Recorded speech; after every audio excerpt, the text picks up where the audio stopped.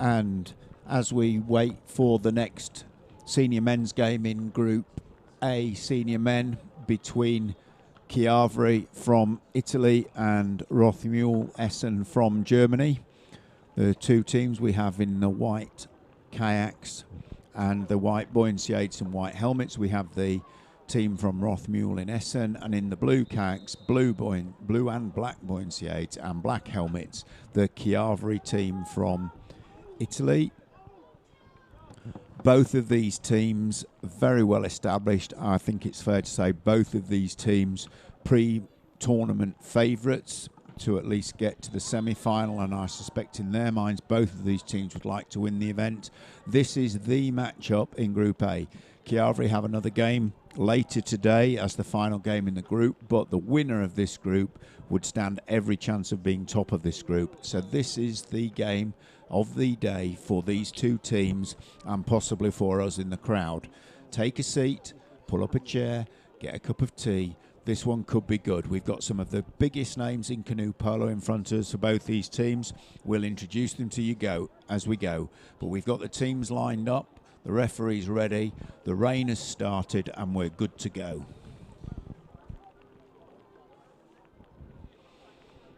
This is Essen's last group game of the competition. Kyary have one more game to go later this evening, so but that's against Kayak Polo Berra, who are currently towards the bottom end of their group. So they'll go all out for this game. Yeah, I'm very sure that both these teams see this as the group decider. I see this as the group decider. And that is a fine, fine win. That's Mattia Girone for the Kyary team, picking up and winning the first possession. No mean feat. This Kyary team has got Luca Bellini as its captain, number 9, LB9. He's got his own brand. A man who's making a living out of canoe polo now from his dominance. Probably the greatest goal scorer the senior men's game has ever seen. He's been scoring goals for Italy since 1997. He's been the top goal scorer at World Championship after World Championship. He's backed up in this Kyary team by Robert Pest, the current world champion goalkeeper from Germany. So the Kyary team got some pedigree, and we've got more to come from them. Andrea Bertoloni playing for Kyary.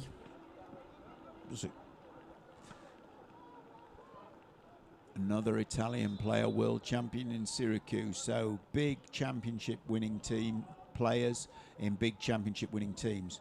Roth Mule, we've mentioned before on the live stream. Got the Conrad family pedigree. Leon Conrad playing for them, son of the coach Michael Conrad. Lennart Unterfeld, current world champion with the German men, and this game getting away to a tentative start the first minute. Both teams having half chances, and we're settling down. Absolutely crucial in these small group games that you come out top. Makes for an easier second round game. This is Luca's speciality. Absolutely delivers. Gets under traffic, under the best defenders in the world. Looks at the best goalkeeper one of the best goalkeepers in the world. Shows he's going to shoot. Shoots and scores. That takes some doing when everybody on the pitch, everybody in the crowd knows what you're going to do, and he just delivers. He's delivered it for Kyary there. He's delivered it for Italy time after time after time. No one can do it like Luca can do it. And that was right down the middle of the goal as well, right in the middle of the net, and the keeper couldn't do anything about it. Just came at him so fast. It's phenomenal. And what is amazing is everyone knows what he's going to do, and he can still do it. And that's the answer. That is an awesome shot. That was Sven Vogt for the Roth Mule team. That shot had such ferocity on it. Again, shooting against Robert Pest in the goal there.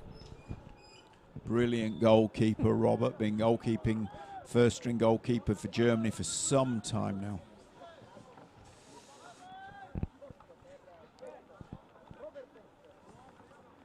So a 1-0 lead Kyary have, and that's the ball drops out of Robert Pest's hand, number 6, picked up by Luca Bellini. Two of the best known names in canoe polo at the moment and for the last decade playing together here.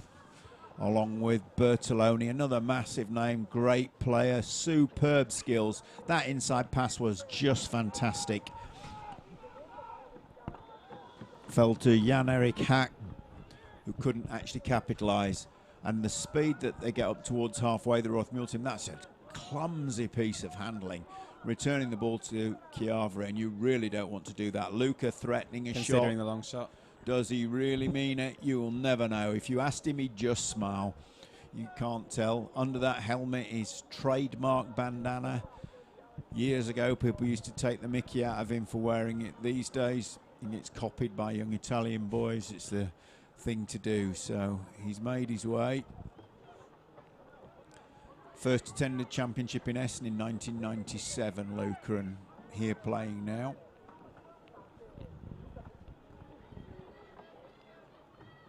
Some phenomenal play. Some of the inside passes we've seen already in this game, absolutely world class. They make it look so easy, the way these players handle the ball. That's a big shot from Robert Pest. Referees showing it as a goal line throw, but I think the only reason Robert was upset, he didn't want anyone thinking he'd actually missed the target from there. So it had been saved out by the defence, and it's a corner ball. The referees describing discretion's the better part of valour. The fact that Robert's 120 kilos and 2 metres tall, probably nothing to do with it. So lots of possession early on for Kyary here. Essen really haven't had the ball. They had the ball for that one shot chance that they got, and then the second time they gave it up almost a second pass in. So, yeah, 100%. The beginning of this game's been Kyary's, and that's what they'll have wanted. They've got plenty to offer in this game, but if they can keep ahead, they've got big, strong players to defend with, but they really need to score goals. Everybody gives Roth Mule Essen team the respect that they will score. If Kyary only score, Luca just does it again. It's just frightening. You've seen him do it 100 times, and you think they must be able to stop this, and he still does it. The more pressure he's under, the more traffic he's in, the easier he seems to find the back of the net. 2-0, Kyary. 2-0, Luca Bellini. We're over halfway through the first half now. Essen will really want a goal soon so they can take a foothold in this game. They can slip away from them very quickly. If Kyary get another one on the board, it's a very long way back against this side. Fantastically experienced Roth Mule Essen side. They know the worst mistake they could make now is panic. They won't do that, but they have got to get some sort of toehold in this game just for their own confidence, apart from the scoreline, because at the moment everything that Luca and Kyary does seems to work for them, and they haven't really had a good chance. They've shot some screamers, and that's another one. Took a deflection on the way out there. I think one of the defenders managed to get to that. Yeah, that must have been quite a save, but that was going pretty quick. But this is a big part of their game. They'll make chances. They will score goals.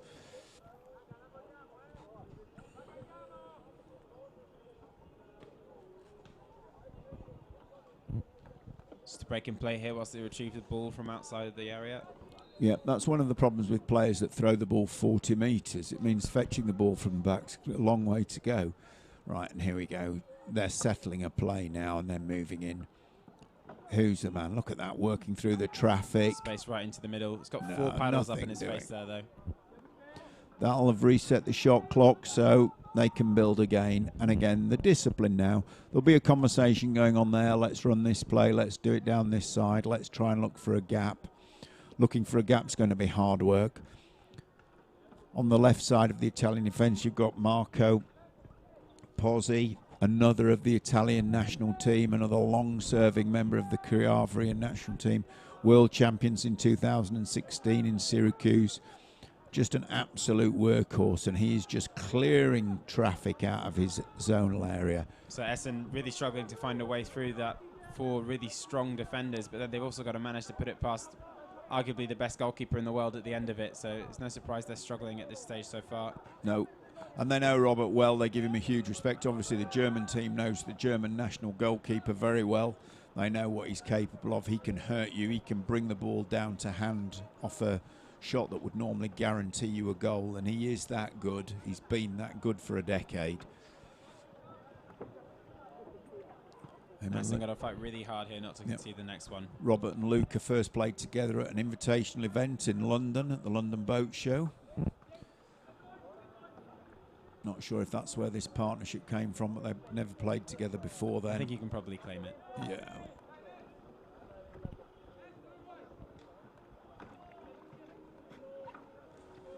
Shot clock has reset there, so they'll set up again, use some time at the back. They look so disciplined, this Kyary They look team. very comfortable, don't they? Yeah, they do. And again, 2-0 up, they'll be thinking, we've got this game now. If we don't make a mistake here, we just don't let them in. We've got a massive defence, and at the moment, the best defence we've got is to stay up in front of the face of this Roth Mule team. He's looking. You just can't let him come any closer than that. Robert's gone for it, and he finishes. Yeah, just brutal. Ben Elagler in the Roth Mule goal is one of the best goalkeepers in the world, Swiss national team player. And there, Robert Pest just happy to just take him on effectively in a one-on-one, just smash a big shot at him. Benny will be disappointed with that, but it's hard to see how you're meant to save that kind of stuff. But that's 3-0 to Kyary, and I'm surprised they've done so well, but they've had the run of it. I suspect that the Roth Mule team is capable of having a period of this game where they're in the ascendancy, and hopefully they can get a goal or two back and we'll get a real game on our hands. They're definitely going for it. They're really going to drive this, and they will stay up that end until they score if they have their way. Corner ball. Be interesting to see at this stage whether in the second half they decide to go all out for it or save a little in the tank for day two, because they know they're going through at this stage. Both these teams will go through it. It's about whether it's worth the gamble on energy to try and win this particular game. You're right. Just use it tactically, knowing they could meet again in the future is also important. And it's whether they're prepared to gamble. We've got a break here for Kyary. Oh, and they're breaking players. Marco Pozzi. Marco's got a lot of strengths, but straight flatline speed, not one of them. And he was caught lacking there, I'm afraid. Essen went for the long ball in return, but that's a poor pass. That's dropped between three Kyary players. It wasn't even close to an Essen player there. Frustration creeping in, I think. Just reaching the end of the first half here as well. Yeah. Maybe going for that all or nothing pass.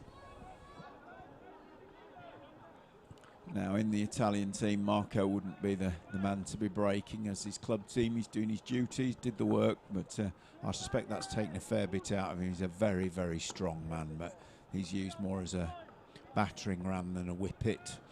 And Kyary just seeing out the last of the clock here before they take their shot. Yeah, that's Berra trying to feed it in there to Jan Eric. Feed it.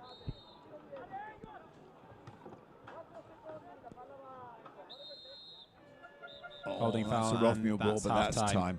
So the game's lived up to its billing. It's been pretty frenetic canoe polo. There's been some superb skills, but Kyary, without doubt, having the better of that half by a long way, and they go into half-time 3-0 up. Now, that's not a guaranteed win at this stage. The Roth Mule team is fantastic. It's got some great goal-scoring players. It's got everything in the toolbox they need to come back. But coming back against the Kyary team in this form, with Robert Pest playing for them, alongside Luca, alongside Marco, alongside, they have just got everything they need. Well, Essen won't be happy to be 3-0 down against any team, so you can expect a very frank half-time talk from them. Well, and Essen are the current European club champions.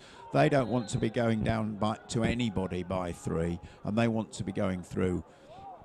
I'd love to speak German, hear Michael Conrad's half-time talk, because it's got to be along the lines of, we know we can do better than that. We know we mustn't let Luca do what he does. How you stop him is a secret everyone would like to know, but they've got to find a way, because again, the Kyary team talk will be, they will score. Roth Mule will score. 3-0 is brilliant, probably better than they were hoping for, but they have got to keep that gas down. If they relax or they make a couple of mistakes, this Roth Mule team will be back in the game, and they will know that. You can see the Kyary players celebrating with each other at the end of that first half, and they know just how big a achievement it is to put 3 up at half-time against Essen, but they can't rest on the laurels at the moment. Yeah, and here they are, they're lining back up, they want it, they're enjoying that. I bet 3-0, that feels pretty good, because they know how good that Roth Mule team is, and that says to them, we're playing well today. They'll be hoping they can play well tomorrow, because if they can, I wouldn't bet against the Kyary team for the European Club Championships. They've looked very, very good in this game. Attack and defence.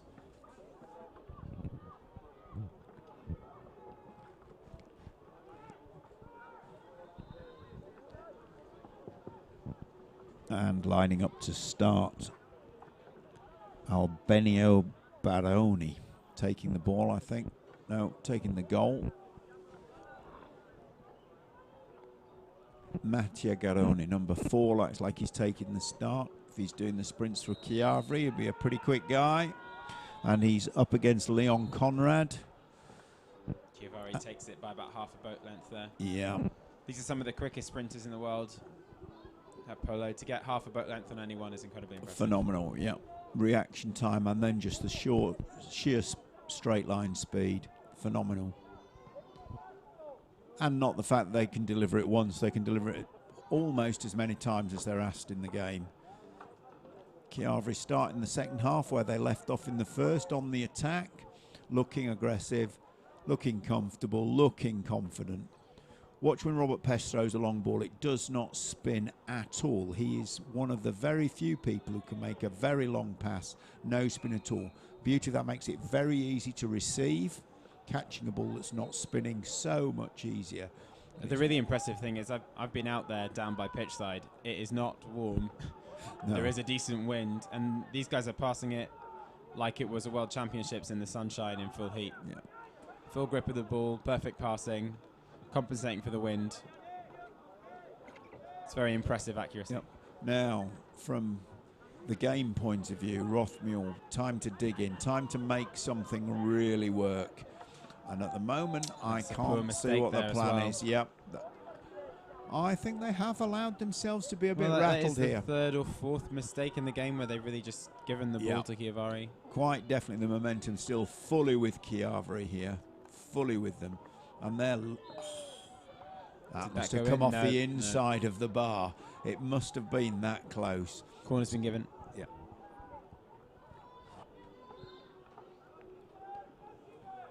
Bertoloni, number 1, plays for the Italian national team. Superb player, really an all-rounder. Italians often very driven by jobs. Luca's a goal scorer, so-and-so's a goalkeeper, Marco's a unit, but Bertoloni is an absolute all-round player. Very, very good, and he complements the rest of his team. He will work for them. If he's needed to score a goal, he'll score one. Really one of the top players in the world today. Essen will get the ball back.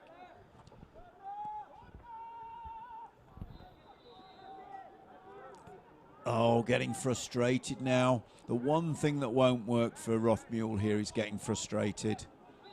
It will just hurt them. They've got to stay calm. They have got the tools in the toolbox. They have to believe in themselves.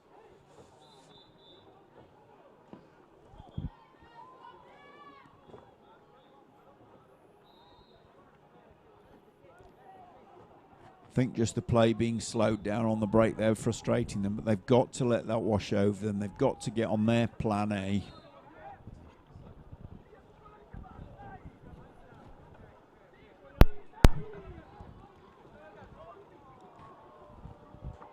So Essen building more of an opportunity here. Space on the right-hand side. Big shot. They're going to have to work hard on that. They're going to have to work hard on that to break this down. That was Leon Conrad, and it was what you might call in a normal game a half chance. A half chance where you're coming past Mario Pozzi and Robert Pest is not a half chance. Pozzi did really well to get back and get that paddle right up in there.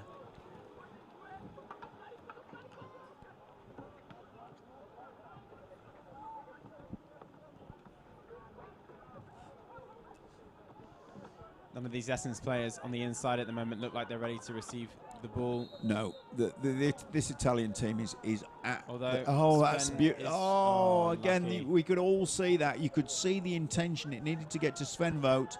Everybody knew it. The pass was so nearly good enough, and he just couldn't quite get it under control. Had to take the shot there. And that's another one inside. That was a decent effort. Of the bar. Yes.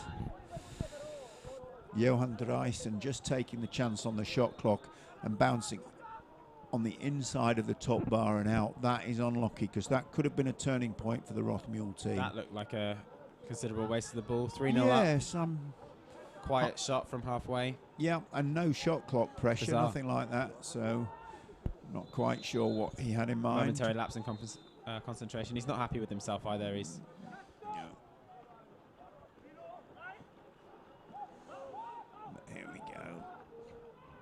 just gives the opportunity for Essen to come straight back. Well, and so they are, resets them. As I say, they've got to find the next gear up, but if they get enough chances, it's there. So they've got a decent chance. Yeah. Good save. Fantastic. Now they're looking very vulnerable on the very break big here. player on the pitch because he's a goalkeeper, but he can put a break together, deliver a pass, then he'll go and back it up. Great all-round play, as you would expect. World champion, World Games, European champion. He's got the set now, Robert. German men won the World Championship in Wellen this year for the first time that Germany had ever won a World Championship, and that was the one missing out of their trophy cabinet, and it's in there right now, and I bet that feels good. Good block there. It's unfortunate for that not to lie down. It's been called as illegal. They've got to stay on top of it. Illegal kayak tackle there, Rob. I don't think it must have been a foul somewhere else for that to be called. The referees are bringing it to wherever the foul was. Yes, it looks like taken from right under the goal. So a Luca special. He decides against it.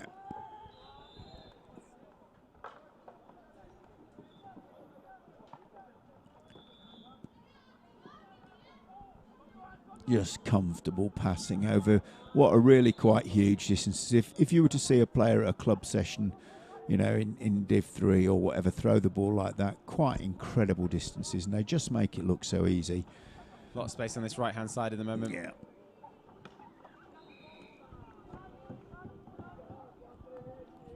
Corner ball, and we're just taking that kind of block for granted in this game. That's Robert Pest at pace, slamming it in, and it's saved out. Now, Roth Mule, are they going to roll the dice and press this? Yes, they are. No goalkeeper, corner play, about the riskiest place there is to go 5 out against one of the best teams in the world. So all credit to Roth Mule for putting it on, and even more credit if they make it stick. Oh, no. That's great work. Ben Elagra on Mario Pozzi, 2 big names. Luca Bellini inside the half. Mario. Open, he's gone for it. Yep, and that's Marco Pozzi making up for that opportunistic shot he took before and putting it in the goal. And at 4-0, I would never write Rothmule off, but that's a mountain. That's the risk you take when you press in your own half of the pitch, though, right from the off. They had opportunities earlier on to press them on the attack on the way back. Decided against that and went for the change right from the corner. Yeah, and this Kyary team is playing very well. I mean, we've all played games in this situation where you know what you need to do, but Essen just now doing moving the ball a lot better. They are still nothing doing. Just managing to fantastic, absolutely. It is an exhibition. The Kyary team now playing so well. They're getting knocked around a bit now, and they won't care one bit. Oh, that's an amazing pass. Marco rode that tackle and put that onto Luca's right hand in front of the goal, and as you would have gambled, Luca put it in the net. They are on fire, absolutely on fire. I think you would have struggled to find anyone before this game that would have bet on 5-0. No, I wouldn't. Amazing, absolutely superbly done. As I was saying before, Kyary still have one more game left today. This is Essen's last game of the day. You'd expect Kyary to manage to get through their next game and top the group.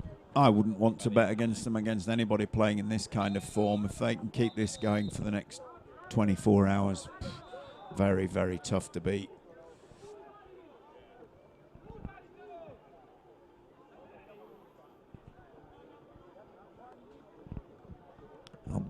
Albenio Baroni in goal there, still managing to find something to complain about. He's doing well with that, because playing on that team at the moment must be an absolute joy.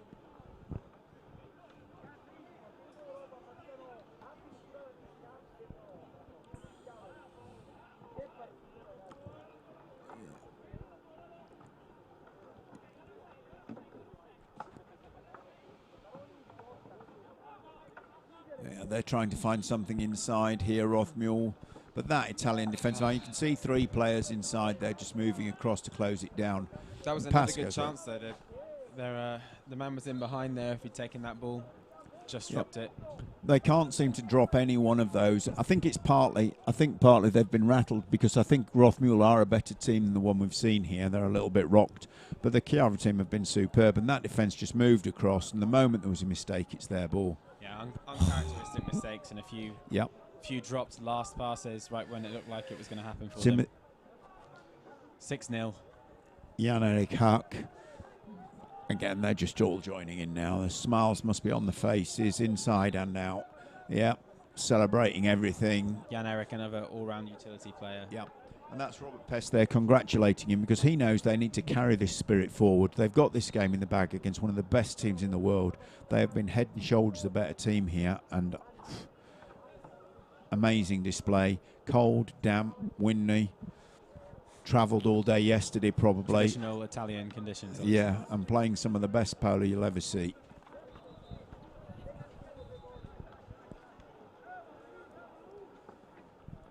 So not long left on this game to see it out for the two of them. Essen will be ready to get back to the changing room, I think. Call it an end on the day and analyse this one later on. Oh, fair enough. They found something. Yeah. And not even a hint of a celebration. Well, it's not. Unfortunately, Jakob Huyst knows that goal's on the board, but not really worth a lot. And that would have been an insult to injury on time, but that's it. I've got a feeling that hurt. That was an amazing game. Yeah. 6-1. Kyary go past Roth, Mule, Essen. Even the fact that they limited Roth, Mule to 1 goal is an achievement in itself, never mind scoring 5 in that sort of style. Well, that's a statement, isn't it? It's a statement on the results list when the teams go home to look at it tonight. Yep, certainly. No one's going to be wanting facing Kyary first game tomorrow. Current European club champions, Essen go down 6-1 to Kyary of Italy. That promises well for tomorrow for Kyary. We wish them well. We'll see you all for the next game in a couple of minutes.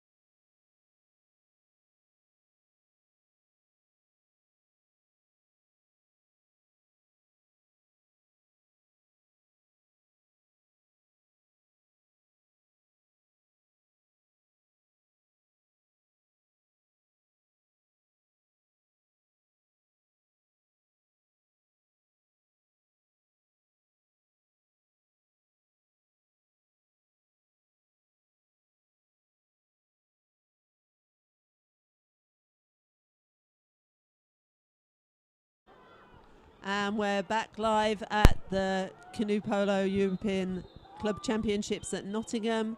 And this is a ladies' game we have now with Wildwater Kayak Club from Dublin in green and CD Noir Atlantic from France in the purple. First half just underway. And Wildwater Kayak Club have the ball. Bit of a short pass there, but picked up by one of the other players. I think that was a shot, but a bit optimistic in front of the two defenders. It's looking a little bit disorganised down there at the moment, isn't it?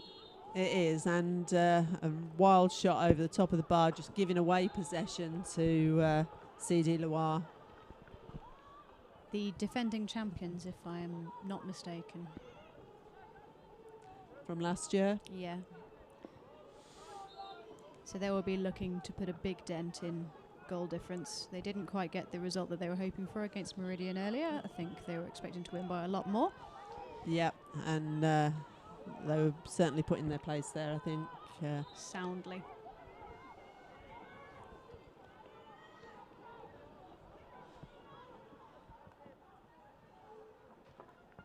Wildwater with the ball again, bringing the ball down the pitch.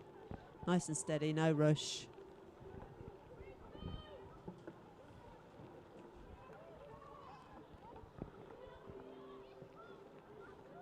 Long shot there, saved by the keeper.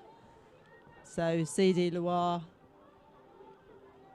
just fending off that. That's Zoe Vargas.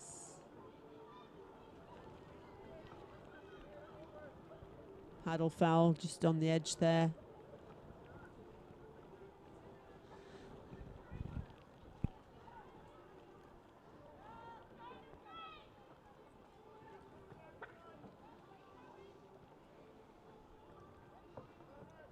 WWKC just struggling slightly to get their defence in order. I think there's some communication issues there, but they're going for the fast break. And a mistake there. Who can pick that up? They have managed to pick it up. Wildwater have the ball. Noir and Atlantique wasting no time in shutting that break down.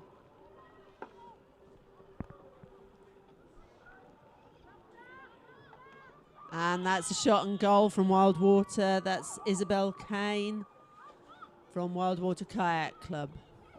First goal of the match.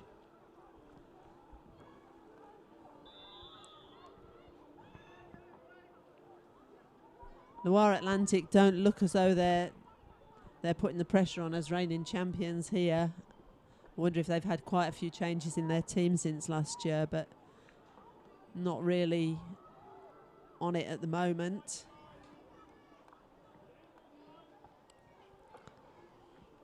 Yes, I think we've all expected them to look a bit more threatening than they are currently. But perhaps they're just That's getting more into like it. There we are.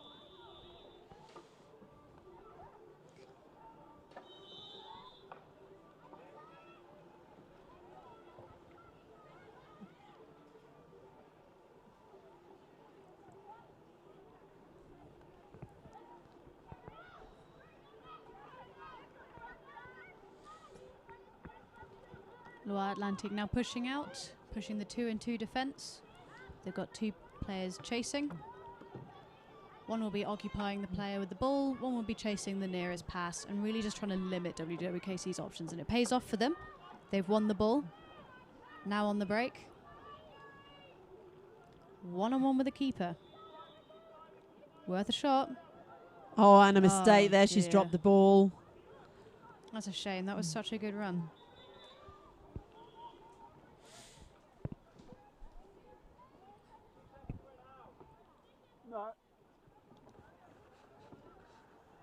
They have managed to come away with a corner from that, though, so not all is lost.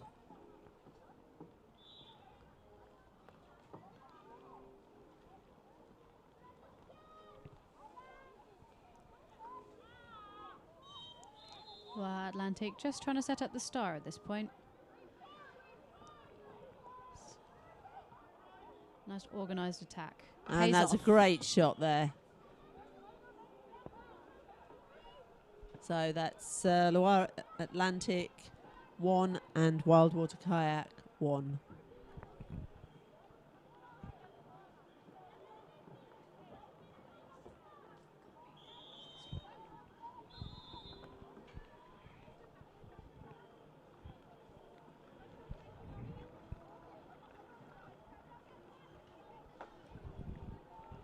Well, Atlantic now slotting into a more defensive 3-in-1.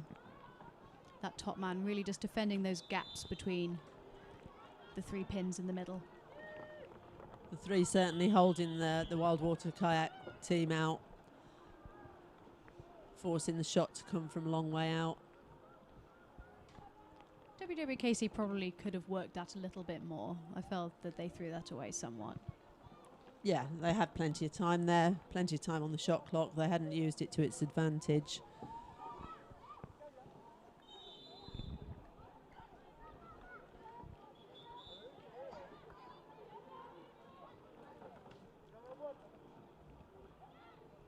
Lovely pass into the zone. Great pass, just I don't think the shot was really on there. The player was No. sitting sideways.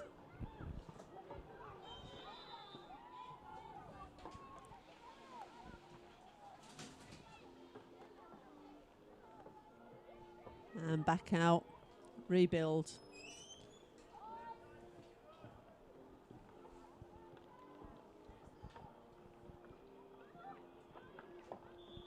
They're just messing up that last pass each time. They need to get control of that Loire Atlantic. They're not quite got it as accurate as it could be.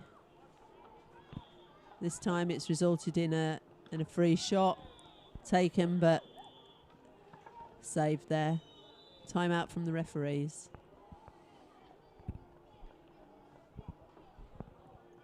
And new ball.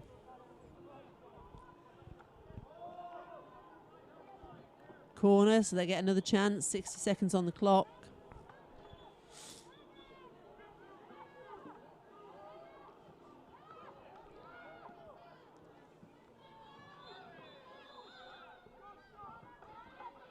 Just slipping up there, ball behind the deck, lost to Wildwater Kayak.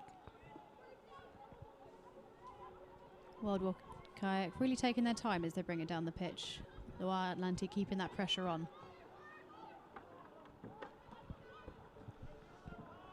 Yeah, they haven't gone straight back to a defence this time. They've come down the pitch with the players from Wildwater.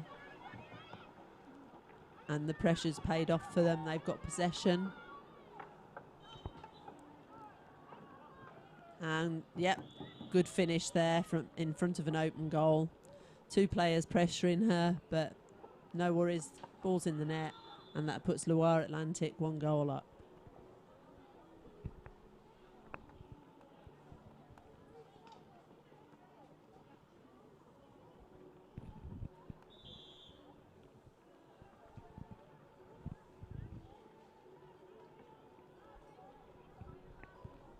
How can Wildwater Kayak respond to that? I think they just need to be a little bit more patient this time on their attacks. Definitely. The long shots, they will work on teams, say, in the lower leagues, but at this level, you simply can't get away with it. There's no excuse. You need to work for your goals at this level. Otherwise, that's going to happen. And another break here from Loire Atlantic. And a goal. So easily another goal. 2 goals in probably about a minute from Loire Atlantic, making it 3-1. I'm wondering actually if this half is starting to sort of get away from Whitewater Kayak Club slightly. They're really going to have to get their heads back in the game for the second half. Definitely. I think they just need to pull some more tactics out of the bag. They're being a bit careless with their passing at the moment, losing the ball too easily.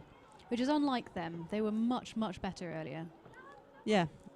And I wonder if it's because they're being forced out beyond the 6 metres by the pressure from the Loire Atlantic team. They're just taking their chances on the long shots instead of moving. They're very static at the moment. If you look at them now, they can get a bit of movement on there. They can get into that zone a bit more. And another mistake has meant that Loire Atlantique are once again barreling towards their goal.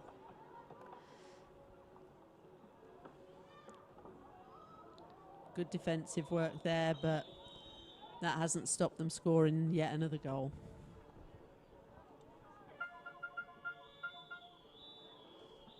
So that's 4 goals to Loire Atlantique, 1 goal to Wildwater Kayak.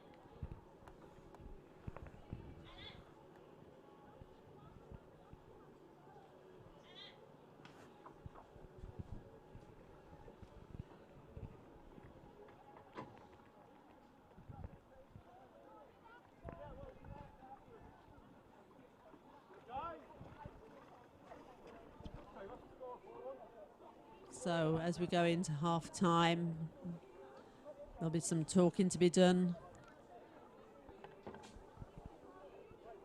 What can Wildwater Kayak do in the second half to bring this game back? I'll be extremely interested to see what Loire Atlantique do differently. Because at the moment, it seems like they're capitalising on their opportunities. I definitely feel they could be pushing Wildwater Kayak Club more, but whether that would open them up to more risks. At the moment, they look certainly as though they've got the upper hand, Loire Atlantique, just capitalising on the mistakes of Wildwater. So if they play the game that they have been playing, I think they will, just, unless Wildwater Kayak come out and do something a bit different and put the pressure onto them, that they have all the tactics in their bag at the moment. I'd like to see that. I think that would make for a really interesting second half. And we know that they're capable. Wildwater Kayak can come out and just play More than capable. a much faster game. I think I'd like to see them working a bit harder and making those spaces, especially in the attack. Yeah.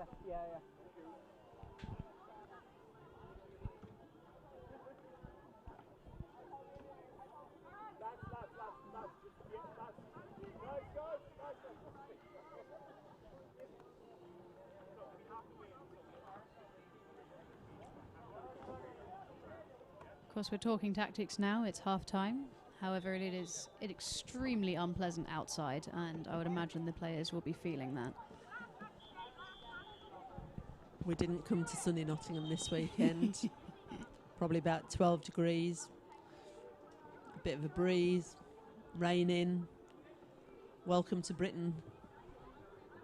17 degrees outside. Oh, 17? It doesn't feel like 17. It does not. The wind's up. Yeah. Very weak one. There was a huge wasp outside the window earlier. Did you see it? I could have sworn it was something. It felt very tropical when I saw that. Growing in the heat of the summer Yeah, here. definitely. And we're back underway. Loire Atlantique picked that first sprint up.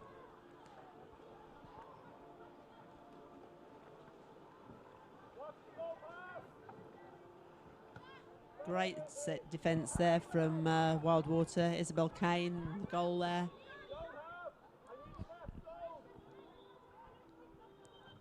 Loire Atlantique out and resetting.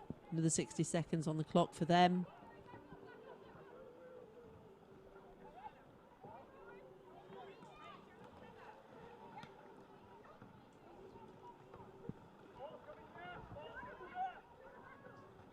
And a shot from Loire Atlantique off the bar.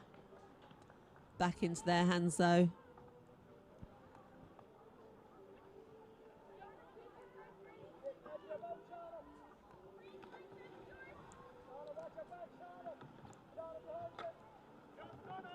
The ball goes into that zone area. But kept with Wildwater Kayak there by a mistake, but exchange of possession again. What can Loire do with it? And it's a goal. That was extremely well held, wasn't it? And that was number Valerie 7. Sibiud. If she'd shot a bit earlier, she would have had 2 paddles to go through, but instead she held on to it and really used that patience and let the other player simply drift by her, and then she only had to deal with one. Yep. Good work from Loire Atlantique.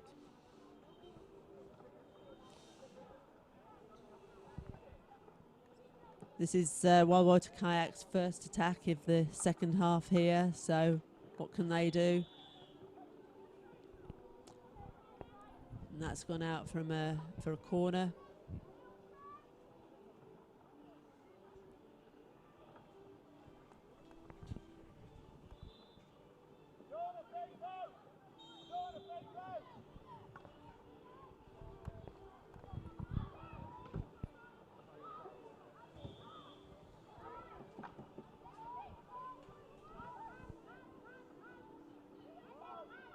Loire Atlantic putting pressure on this Wildwater Kayak team, but they've managed to get that goal in the net.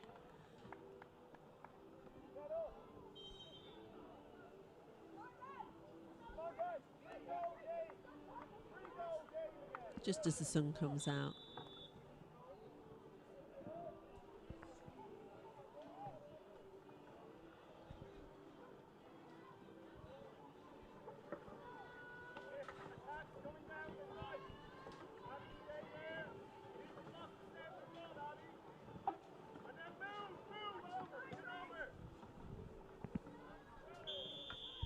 So the score is 5 to Loire Atlantic and 2 to Wildwater Kayak Club.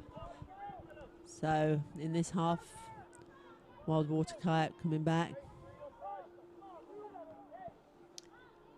And they have possession. Those of you watching on the stream should be able to see a rainbow in the back, which is very nice. Somewhat makes up for the abysmal weather we've had this morning.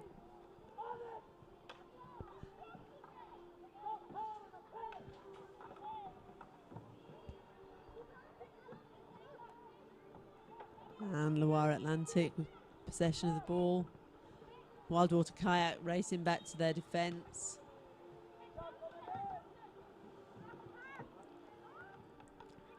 Good block there. Can Wildwater Kayak pick it up? They can. And what have they got here? Long ball up the pitch.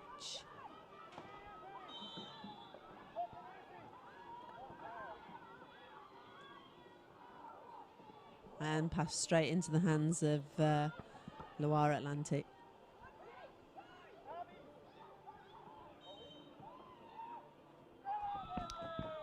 That, I don't think I could have foreseen that happening. That was another goal for WWKC. So that takes it to 5 to Loire Atlantic and 3 to Wildwater Kayak.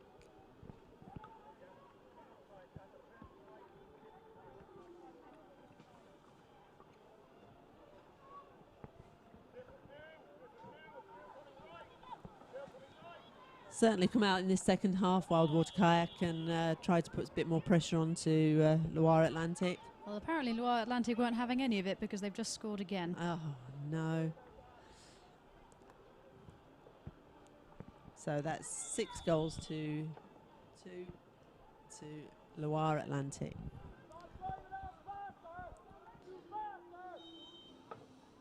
Very much more even game in this second half so far, though. Good to see both teams picking it up. I don't think either team was particularly happy with their performance in the first, and that's another one It for is. Wildwater Kayak Club. What has happened? I think we're just going to have a goal fest in this half.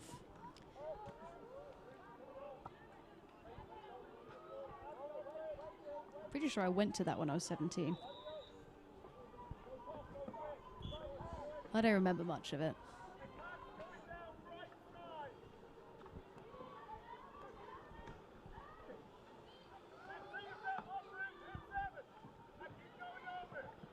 Missed ball there, but picked up by the teammate from Loire Atlantic.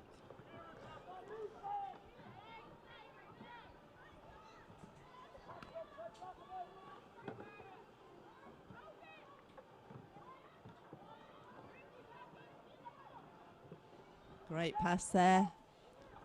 Another across the pitch. Oh, and a shot, but that's gone out this time. So corner, deflection there.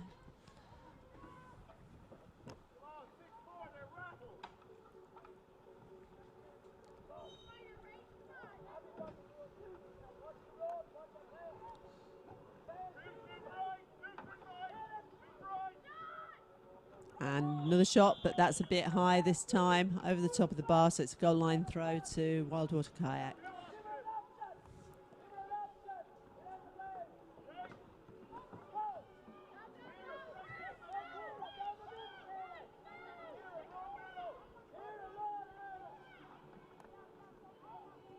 Good block there, stopping that pass going. Trying to go for that fast break, but she's got some serious pressure on her heels. And that's been deflected, so again it's gone out for a corner.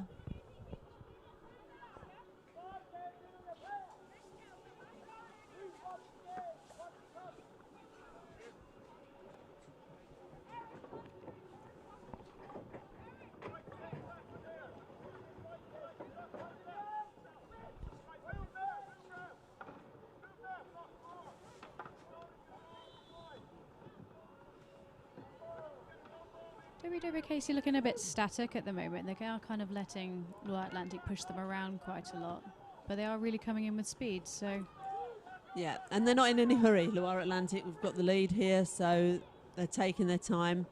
Their passing's been a bit more accurate here. No rush.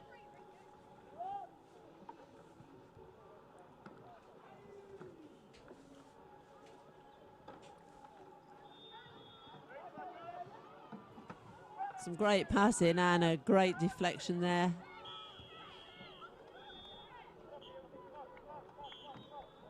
And that's gone in for a goal. Loire Atlantic.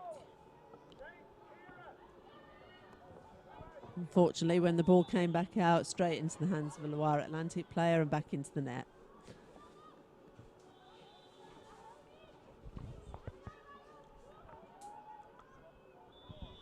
Loire Atlantic 7, Wildwater Kayak 3.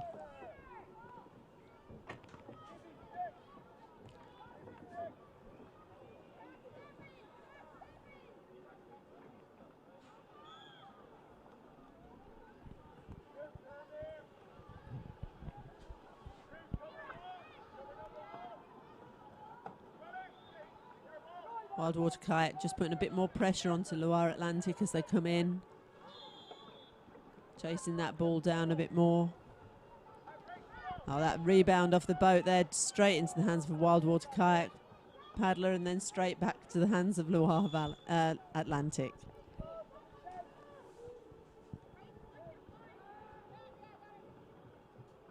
there's nothing quite like the feeling that you get when you hear the thud of the ball bouncing off the boat, because you just think, oh no, because you can't really tell where it's going to go.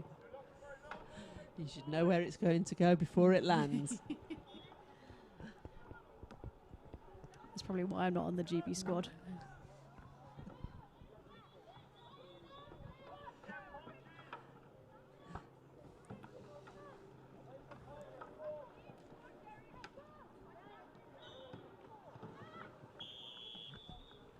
And that's foul there, so a paddle foul. Atlantic's ball.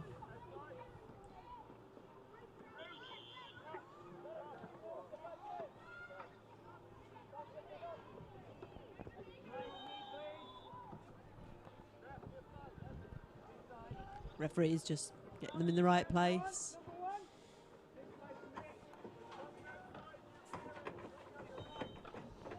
The question is she going to attempt to shoot through 3 sets of paddles? Yes. Yes. Picked up by Wildwater Kayak there. Now on the fast break. Nope. And that's full Full time. So, final score, Loire Atlantic 7 and Wildwater Kayak 3. We'll be back with you shortly for our next game.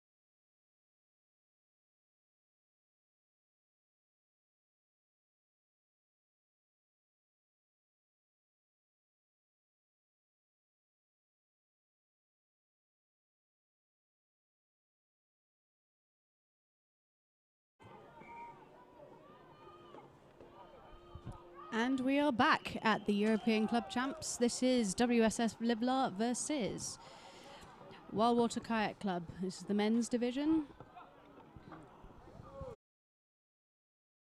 Wildwater just picking up the ball from the sprint and looking to make their first attack of the first half.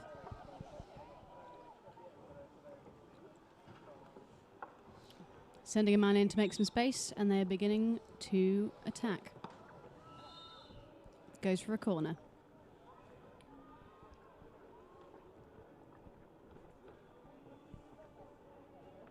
No foul there. Certainly did not waste any time. No, they didn't. I mean, if that's their game plan, they're clearly going to be pleased to take the shots early. I think that probably speaks of a lot of confidence in their game. I think if they were more nervous, then they'd be spending a bit more time to work some gaps in the zone. I mean, we all saw how fast that shot went. Fast.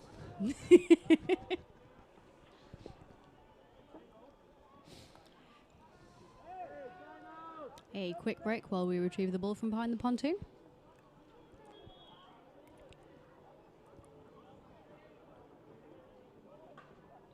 There's an opening for ball boys here.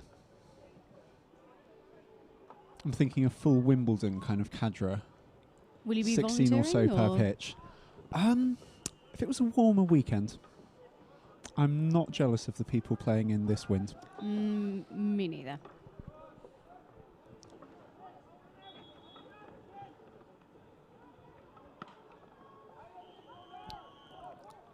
Goes out for a goal line throw. Wildwater wasting no time in making sure that Wildwater Kayak Club don't get a fast break on them. Really, really killing that ball.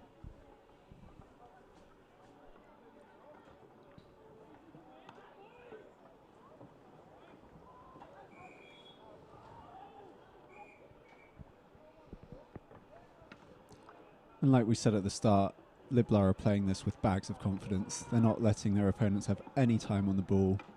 And as soon as they've picked up the ball themselves, they're up the pitch and away.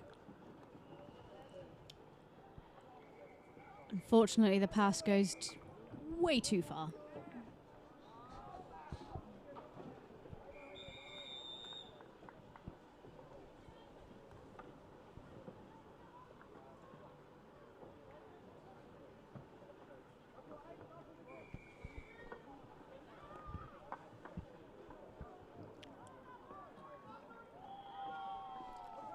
Wildwater Kayak just taking their time setting up their attack, really working holes in that defence, looking for the gap.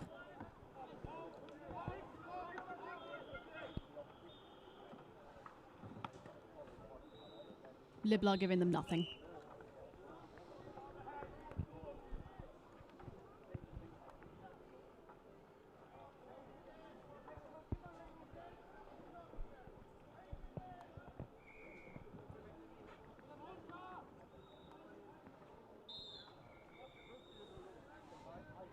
Paddle foul against Wildwater.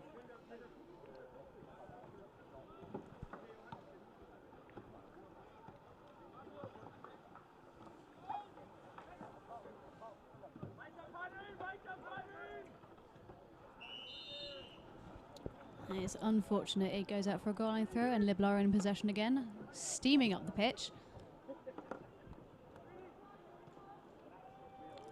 Long ball, well controlled by number 4.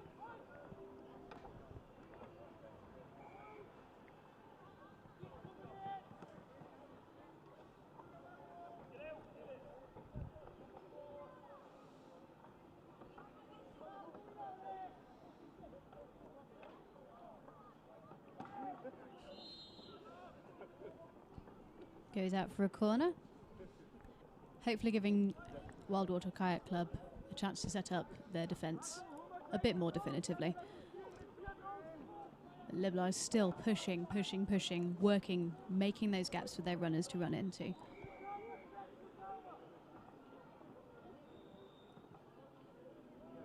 I think it's fair to say Wildwater have settled a bit now. The gaps seem to be coming less easily for Liblar. They're not getting those easy, unpressured shots off. It's all a bit awkward now. But it's going to be very hard work for Wildwater to keep that up. Well, especially because Liblar is so big and strong, and they are incredibly fit, so they can keep this pace up for maybe not forever. A long time.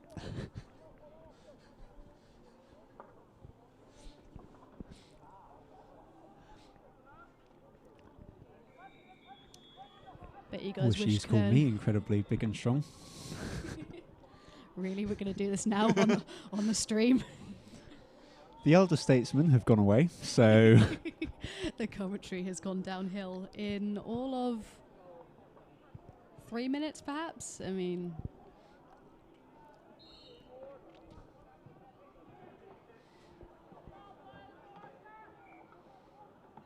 I was talking about wasps earlier.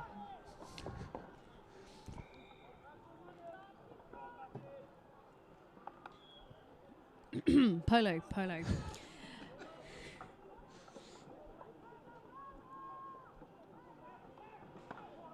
that pass was well stopped.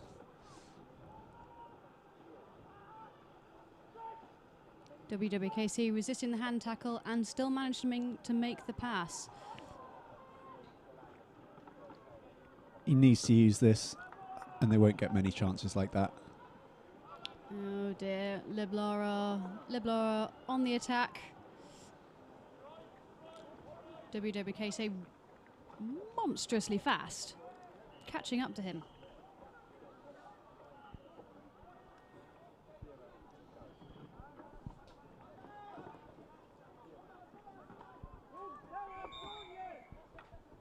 It would seem one of the Wildwater Kayak ladies team has kindly taken up the mantle of ball fetcher.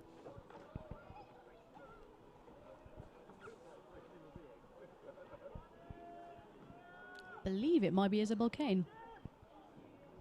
Good job, Isabel.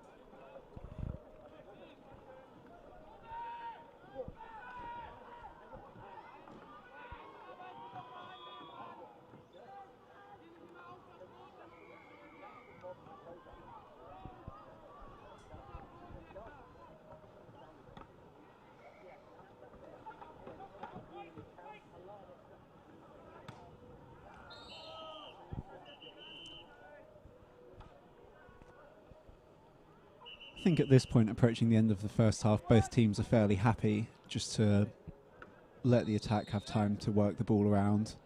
Liblar don't feel any need to chase. Wildwater don't want to panic, potentially lose their cover. They have had a few scary moments like that already. Just having a chat with the ref about something.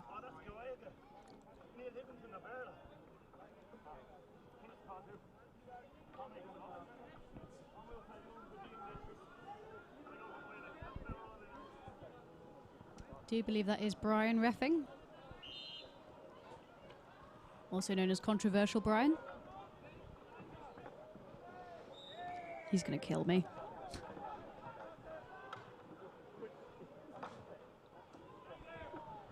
The second ref will be surprised to learn that, as Brian introduced himself as Elan. Elan being another of the British refs at this weekend.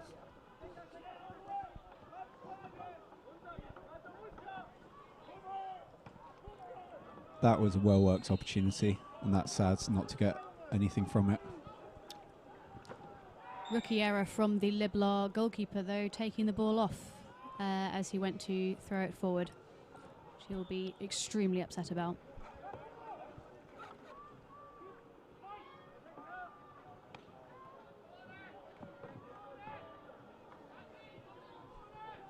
Liblar doing a fantastic job of holding those players outside the zone and not allowing them to get and sit under their goal.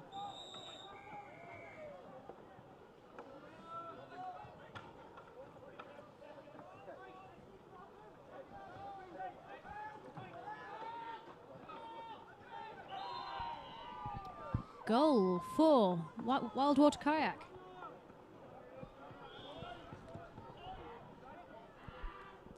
I'm really sorry, your name is extremely Irish and I don't know how to pronounce it. Donnelly? Donnelly. Donnelly. Number 2. Good work, Donnelly.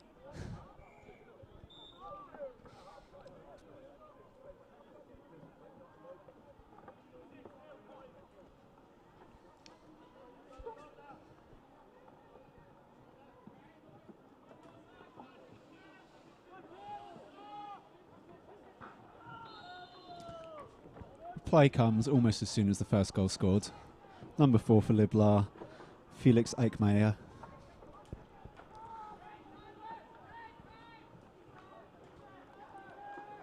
The 2 goals there were both quite similar. Had that attacker just going round the back of the outside defender. And it's not an easy shot to make because the goal face is incredibly narrow when you come at it from that angle. Just speaks to the shooting abilities of these players. Definitely.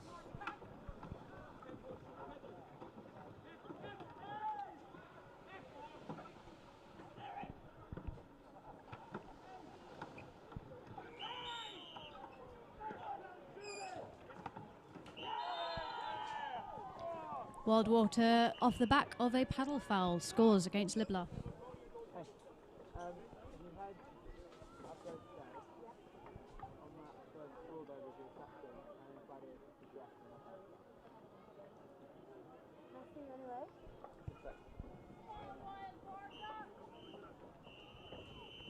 And at half time, it is looking like we are 2-2, 2 goals apiece between WSF Liblar and the Wildwater Kayak Club from Dublin.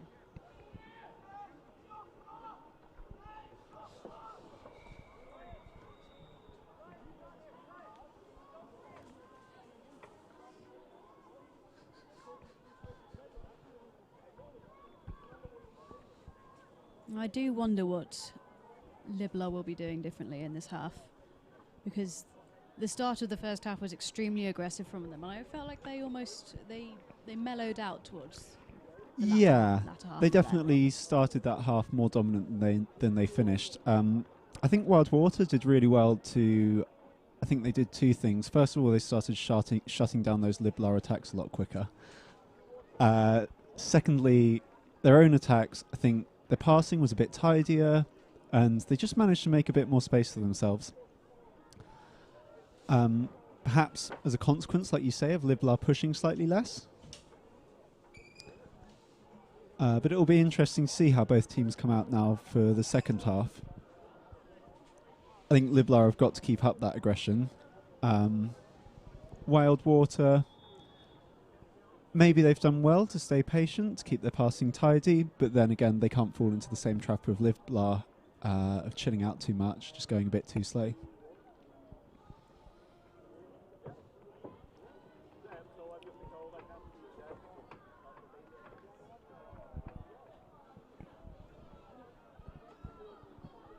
I'd like to see Liblar play a bit more to their strengths. Like, they are big, big, big blokes. Like, that's not to say that Wildwater Kayak aren't, but certainly in terms of physicality, I feel that Liblar have the edge here. Yeah, absolutely. And I think they're faster too. And they've got to want to use that in this second half.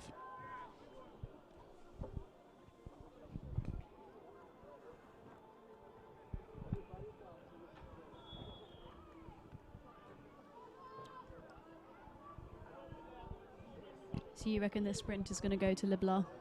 Taking bets? Well, they're against the wind this time. And as I can tell you, having been outside all day, the wind is strong. Makes you feel like you're going faster, though. This is true.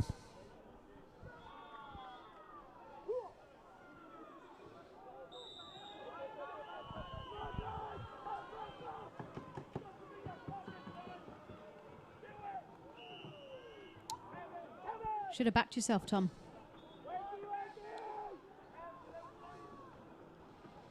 The foul there given for an illegal kayak tackle. Of course, riding up onto your opponent's chest is quite dangerous. So it happens possibly less at this this high level, but as you can imagine, the sprint is a quite dangerous part of the game.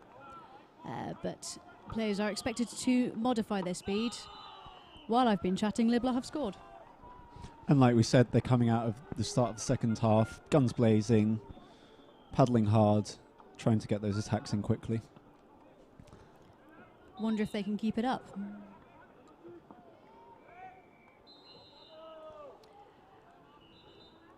Well, an optimistic but not a bad decision. It was an open goal. He had an open shot.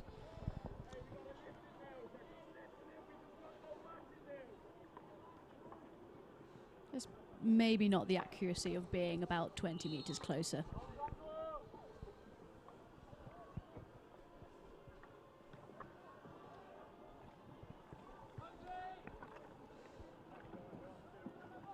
Libla with their man on the middle, working the inside, now goes for the star. Recycles the ball.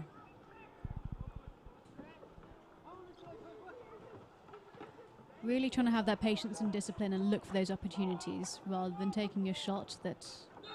And it pays off. I think this is Libla, like you said, using their strengths a bit now. Their attacks are coming in with a load of pace. They're sending runners in left, right and centre. Wildwater are really struggling to keep up with it. And now in defence, all of their players are pushing out, which is going to mean that Wildwater are going to have to work very hard just to keep the ball, let alone to bring it up to the goal they're shooting at. For those perhaps unfamiliar with canoe polo, this is a technique known as 5 out. It is an extremely aggressive defence where all 5 players, none of them adopt the role of goalkeeper, and instead you go and man mark the other team. And it has worked for Libla. Libla, number 7, has gotten away from the person marking him. Unfortunately, the shot was blocked and the ball is turned over. Wildwater Kayak now on the offensive. An excellent run, but shut down by Libla number 2, Dennis Witt.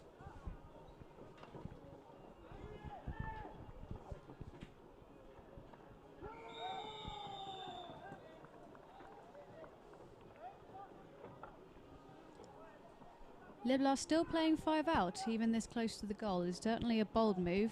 Let's see if it pays off for them, Cotton.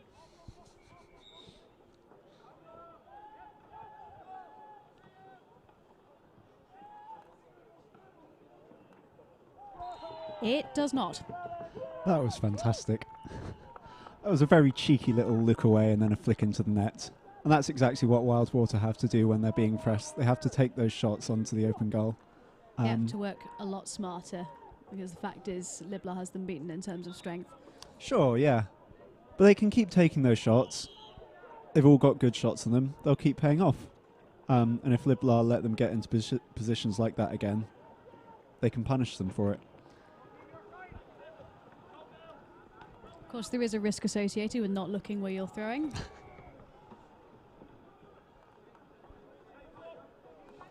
But it looks cool when you pull it off.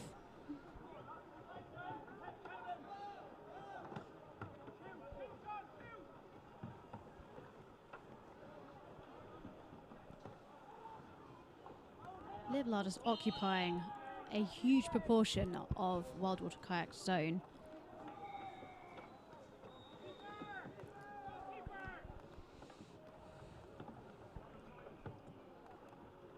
Really pushing their boats around.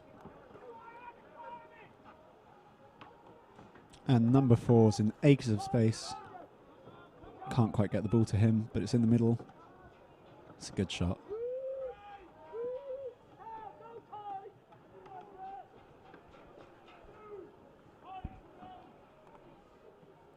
Libla go 5 out again.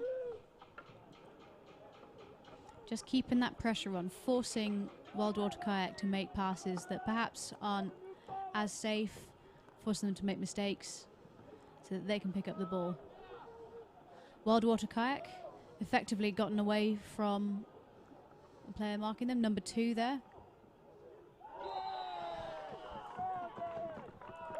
Once again, Liblar punished for not quite putting the pressure on that we would expect in 5 out. Now, if you're marking a player, you can't let them have that kind of space.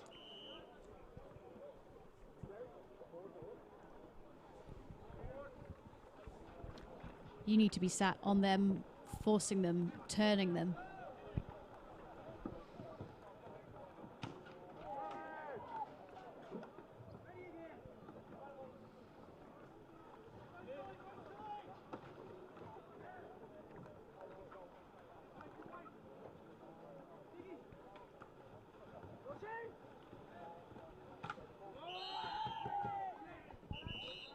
Excellent block from Wildwater Kayak.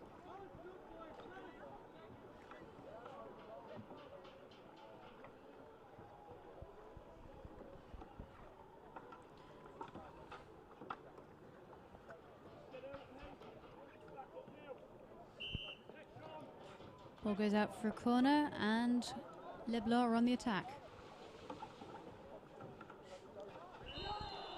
Beautiful low fast ball, bottom left corner from Liblar. And having conceded twice from it, they're going to keep pushing out. I'm pleased to see that. I like that they back themselves. They don't feel the need to faff around waiting for Wildwater to bring the ball up.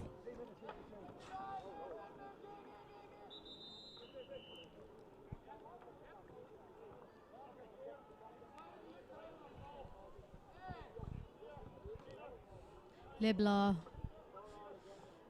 going to sit right next to Wildwater Kayak's number 6 before giving them the ball, which is an incredibly smart move.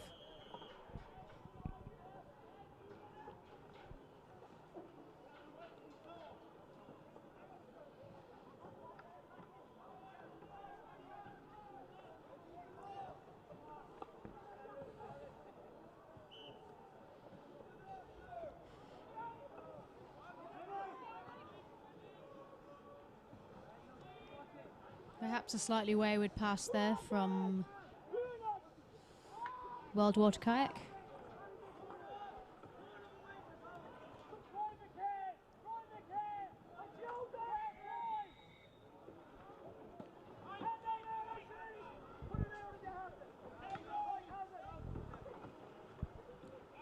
Ball turns over again and Wildwater Kayak are on the attack.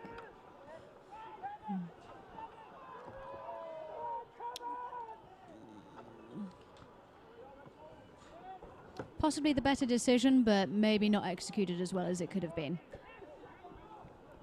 Very well done by number 8 to get back to defend it as well. Extremely well done. He did not waste any time, and he read that magnificently. Once again, number 8. The final defence against Wildwater Kayak. Puts Kevin Quinn in the drink.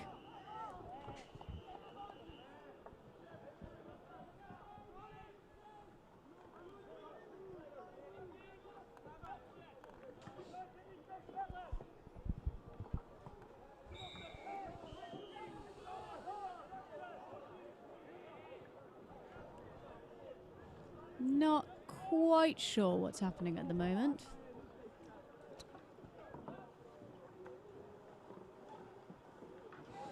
Liblar still pushing 5 out.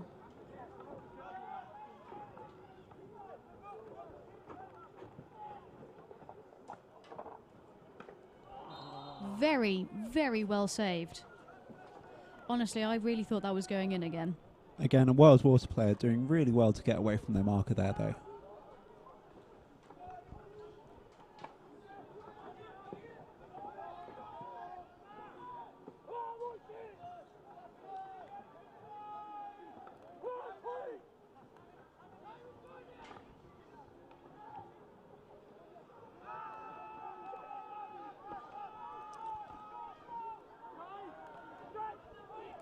Wildwater just blocking that pass for the fast break.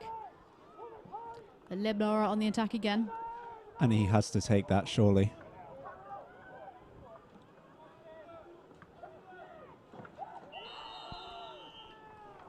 Extremely well executed.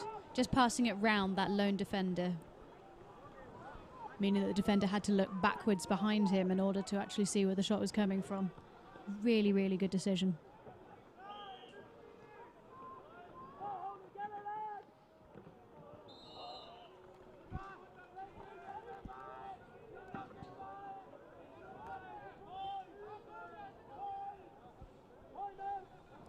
Just a slightly optimistic long shot from Wildwater Kayak.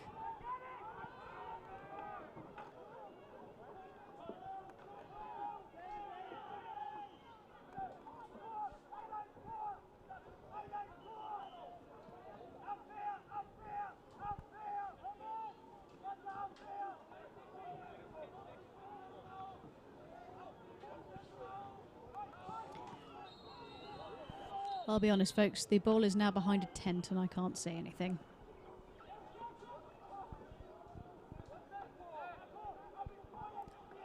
Well, one of the Liblar players has been given a yellow card. He has been sent off for what I could not tell you, but the ref isn't happy about it.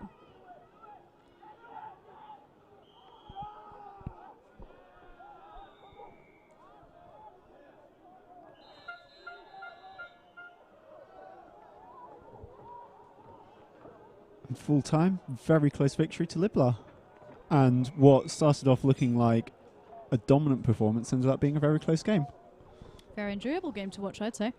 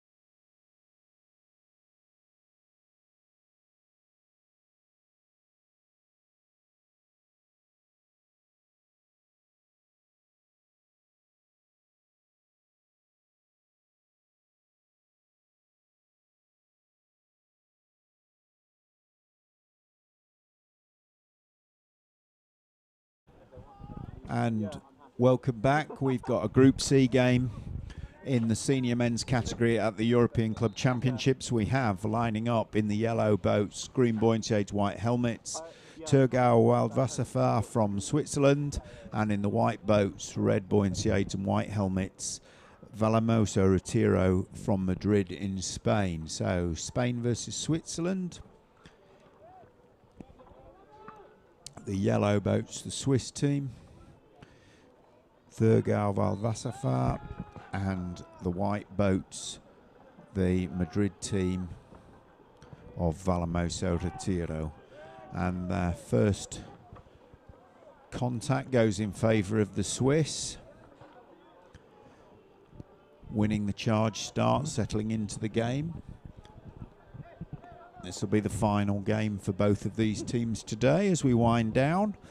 And once the groups are settled, all the knockout stages come tomorrow. Check online for league tables and all the day's results from all the pitches. We brought you live stream from pitch 1 all day, and we'll be doing the same again tomorrow. And a shot coming there from number 6, Stefan Bartlett, Swiss senior men's player. Long-standing, had some good results at European and World Championships. Best result I've ever had being 4th in Saint-Omer European Championships last year. Taking that shot but being comfortably brought down by the Spanish goalkeeper, Adrian Gomez. Again, he plays for the Spanish senior men, so as you'll see, a sprinkling in all of these teams of their country's national team. That's the nature of it. Playing with the people they train with day in, day out, week in, week out. Unlike when they play for the national team, countries pulling players from a variety of clubs. These people will be friends, probably of an age. Maybe not quite sending each other Christmas cards, but they'll probably be friends for life.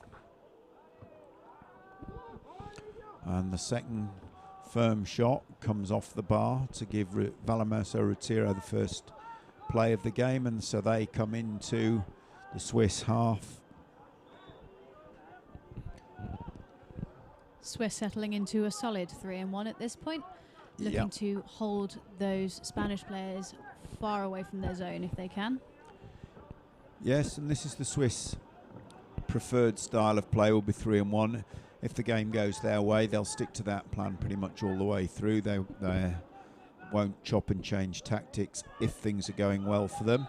They won't consider that going well. A relatively soft goal there, but nicely taken, not to take anything away from Sergio Diez. Seems strange in playing in number 6 with his name being 10, but that's life.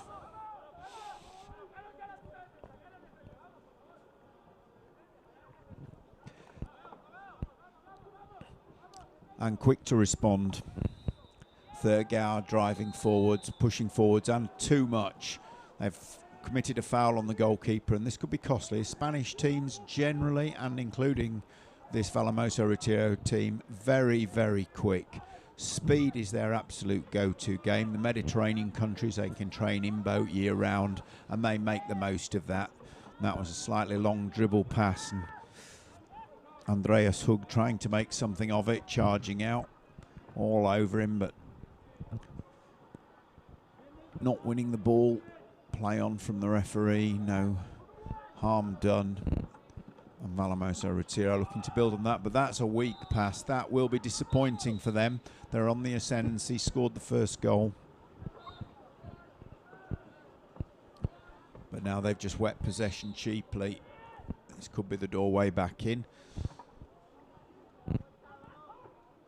Switzerland, a small country geographically, got a small number of clubs, but always managed to punch well above their weight in recent championships.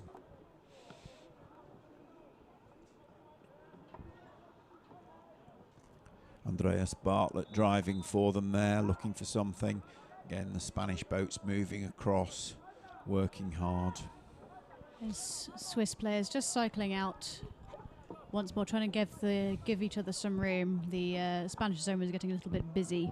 Yep, this is the discipline of the better of the club teams that we tend to get at these championships. Their discipline is very good. A lot of the lesser club sides at home and abroad when they go a goal down, they start to panic and throw things up. That's the first thing that they don't do almost. You see a team goes a goal down, they try and just take the heat out of the game and settle. They know they've plenty of time. They have to have confidence in each other. They've all come first or second in their domestic league at home, and they have to believe in themselves.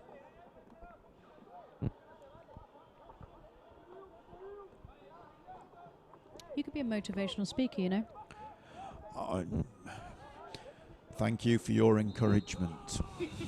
Maybe I could be a motivational speaker.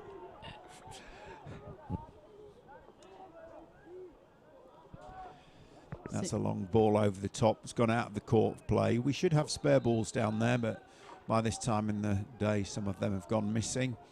But there is an entry port when the players throw them off the back. So one of the Spanish guys taking on the job of ball boy, getting us back underway. And the Thurgau corner taken. Just delaying, looking for an opportunity.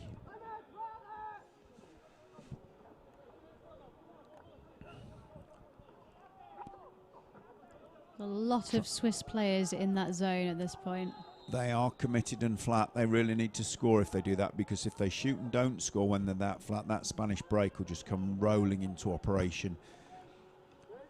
Again, I think the Mediterranean countries that quick. It is just timing boat. It's something that as they've progressed, they've seen that as their big weapon. The Europeans, the Dutch, the Germans, very physically big. And the Mediterranean countries can't compete on the size front, so they've decided to compete on speed, and they've done a very, very good job of it. It makes them a pleasure to watch. This Vala Moso Retiro team no different, but I mean, that is some shot. It was needed, it was delivered. Just catch a number there. Number 3, I believe. Yannick Stauffer taking half a chance inside his own half, but presented with an open goal. Job done. So 1-1. We've counted down to 7 minutes gone and the game's tied. So it's fair to say that so far Vala Moso Retiro have had the better of this game. They scored a good goal, but a nice piece of opportunism. And Thurgau are back in it. Oh, trying a clever pass there, but once again Stefan Bartlett wasn't buying that and got a block on. Plenty of time now for the Thurgau team to try and build something here.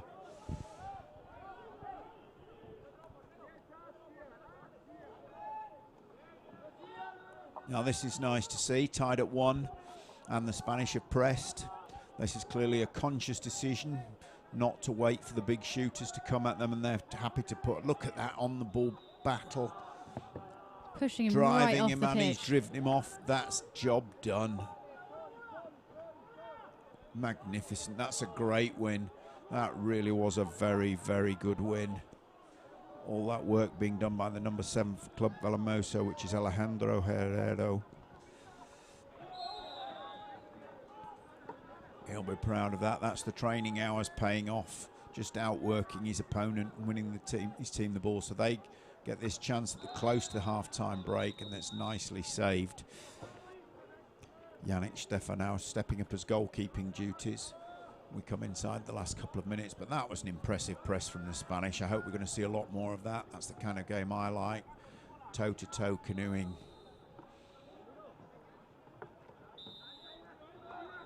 You need to be that physically aggressive if you're playing 5 out. You can't just sit and let the other team run circles around you. Absolutely, and they committed fully to it there. It was great to see. And that's a wayward shot. Alejandro Herrero there throwing it over the top of the goal. Maybe his blood's up from that bit of work he did on the 5 out. Just hit it over the bar. I mean, wouldn't yours be? Yep. Well, I'd be having a rest. Thurgau will come out again. So we've seen it all in this game so far. We're not at half time. Hopefully more to come, but still tied at 1. Everything to play for.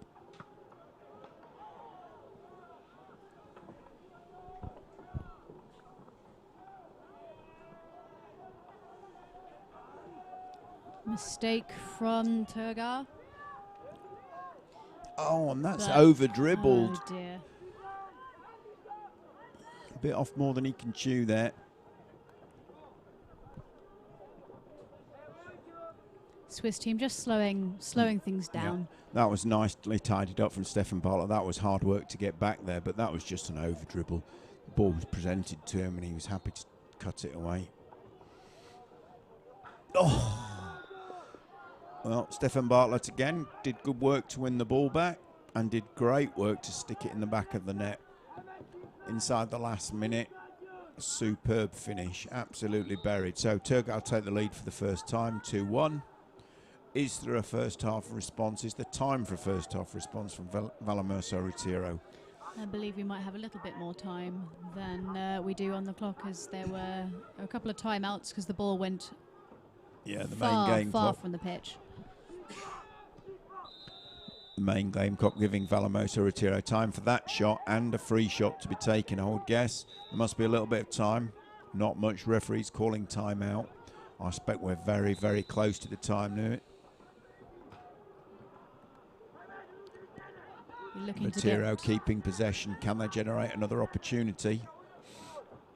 Pressure on now. In the Thurgau goal, Yannick Stefan knows that shot's going to come. He's got to be up to it. And again, Stefan there, not chancing his arm at the goal. He's saving it. Stefan Bartlett cut the ball away for one turnover, scored the goal, and then just a big, big block there. So he's having a good game for his team. Still the pressure's coming on. They want to go in even, and so be it.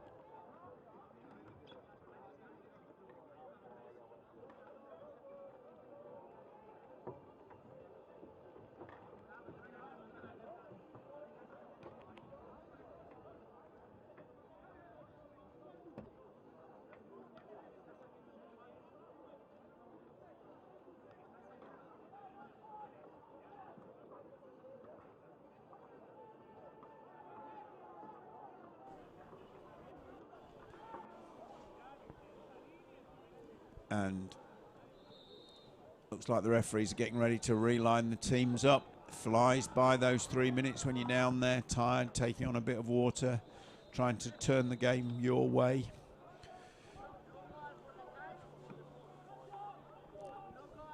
Thurgau will be happy with a 2-1 lead. They'll be hoping they can consolidate that and drag it forwards. Vala Moso Retiro, they've got to tell themselves that they can score the next goal. They just were unlucky to have that one disallowed at half-time. They've got to go out to get it now. I back the Spanish for speed, and they made that easy. I think they got a lucky flying start, Alejandro Herrero there. Disappointment having his goal disallowed, but turned it to his advantage to give himself an extra boost to win the first sprint of the second half. And here they come. Vala Moso Retiro were happy to go and press 5 out during the first half. I'm sure while they're a goal down in this second, they'll be happy to do it again. So we should have quite a lively game on our hands.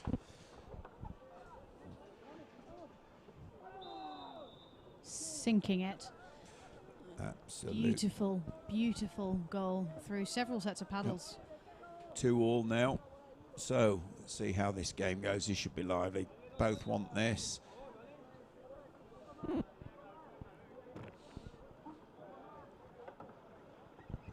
So who's it going to fall to? Stefan Bartlett's been their main man so far. They're looking for him now. Oh, that's a weak pass. Where's this going? That was... Oh, what a fight.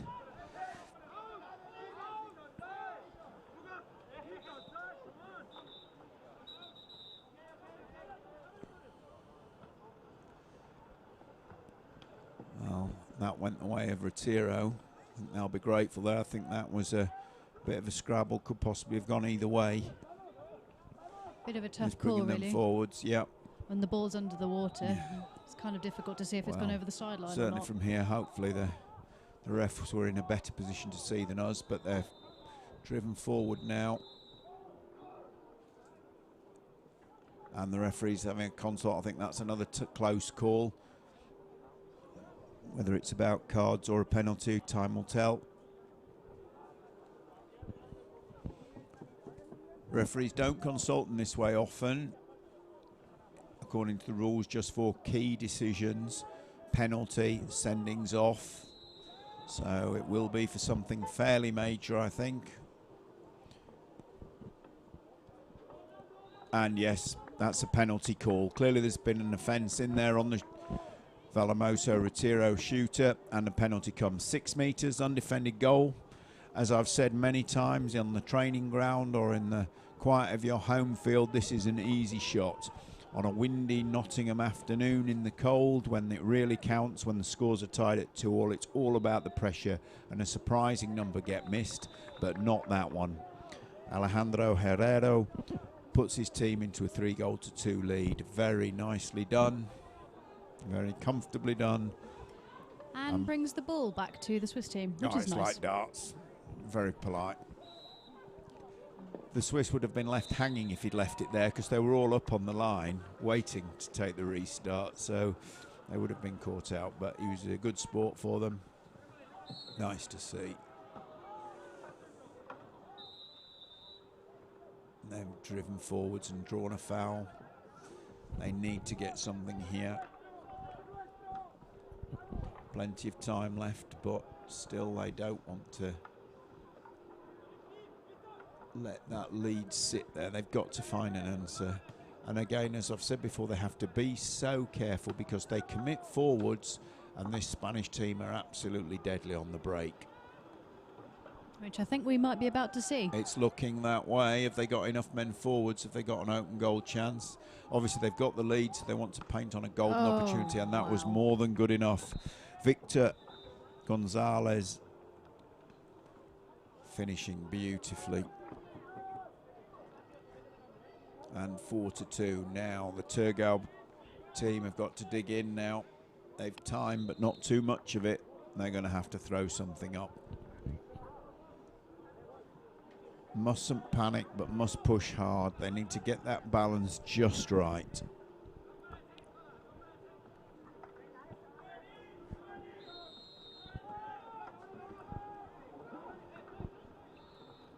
Oh, and they've been caught out again. They're going to have to be so careful. No, deadly. Deadly. That Managala, Alejandro Herrero, takes it on as an open goal and finishes it, and suddenly the scoreline's drifted to 5-2. You can almost hear that conversation on the centre line between the Swiss players. Heads bobbing, we've got to do this. And they've got to do it now. 3 goals, mountain to climb. They start it one step at a time, and they start it now. They've got to be the language they're using. I feel they might have just let this slip a little bit too fast, too far away. They've got 2 men driving in, working hard right in front of the goal. 3 more piling in. And this is they're so keen to get a goal. They're fully committed. If they get caught once more on the break, it's going to be over for them. Ref giving a green card for an illegal use of the paddle foul against Vala Moso. Yeah, I'm surprised that they're not getting it a bit further in there, the Swiss team. They could have created a chance for themselves there, I think, but they seemed happy to recycle it.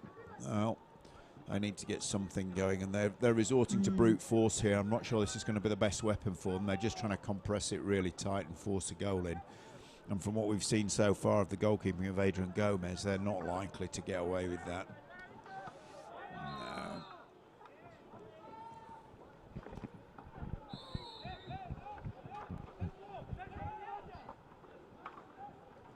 Nico Kunze takes the corner, clears it away. Andreas Hug. Oh, again, an offensive foul there, bumping the goalkeeper, turning over possession very cheaply. Really something that the Swiss would not have wanted to do. And when the Italian zone is so densely populated by Swiss boats, it's only really a matter of time, isn't it? Well, it is, and it's just clumsy at this stage. They just can't afford to leak that foul, especially if that's the outcome. That's, again, just a phenomenal shot. The confidence is up now. That's Carlos Honegger. Really low. Yeah, they're sharing the scoring round. Their confidence is running high, and may it well. You see a team playing at 6-2 or it's 5-2 as it was like that. You think, oh, if only they'd play like that at 1-1. Well, it's so difficult to do. When you're so confident you feel you can do anything like that, then it all tends to work out. And this is looking very familiar. The Swiss compacting the defence. Very, very dense traffic there. And it hasn't worked for them so far. I wish them well, but I'm not convinced it's going to work for them now either.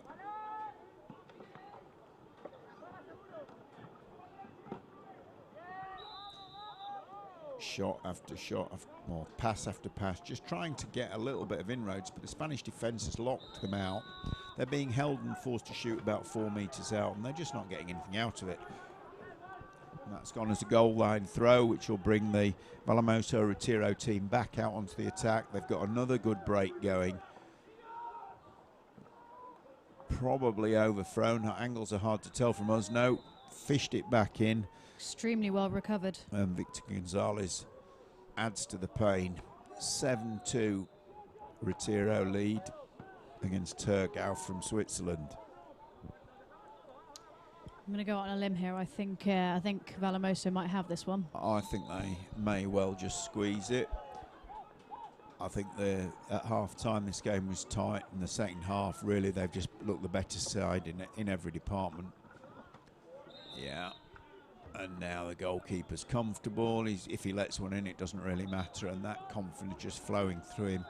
Stefan Bartlett scored some fantastic goals in the first half, but that one just looked like the goalkeeper could bat those away all day. And that is just the difference in the momentum and the confidence levels. All players will have experienced that. When things are going your way, you just feel as if you can do anything. When you're a few goals down, you're fighting for every chance. That's where the Thurgau team are now. See, great basic level passing, great driving, great strength, but they just can't get in close enough to give themselves a viable chance of scoring. It's not that they're not strong enough, these Swiss guys certainly are, but the boat movement and the Spanish effort rate is just keeping them at bay. Every half chance they get is just that, half a chance. Could you possibly say that the Swiss are overcommitting slightly on the attack? They are. I think they have to now. I mean, when you're 5 down, you have no choice. But I think when they were doing this, when they were 1 and 2 down, that's what's cost them the game. They've overcommitted to the attack while they were still in the game. And they've been caught on the break. And obviously at this stage, they have very little choice. If they don't commit everything, they're not going to score. The truth is they could do with a plan B here, because they've been doing this for the past... for this whole half, and they haven't got anything out of it, and they're still doing the same thing.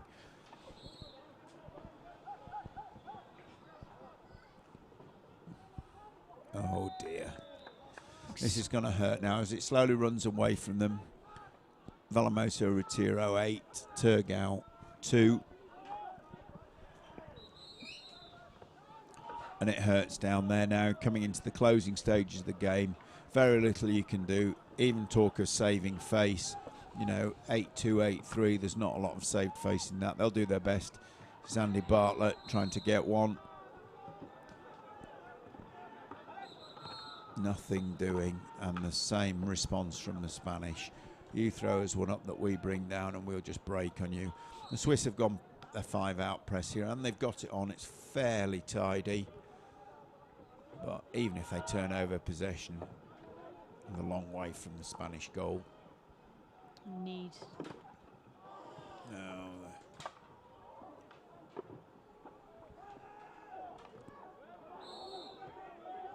Big push being ridden.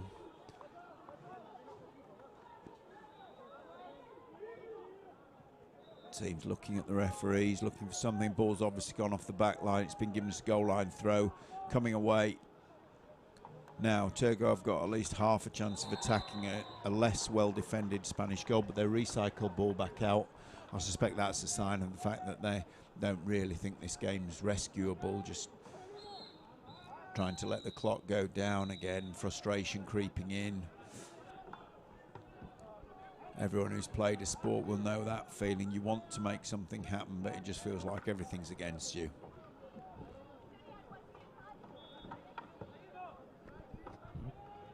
Free throw, but 5 metres out.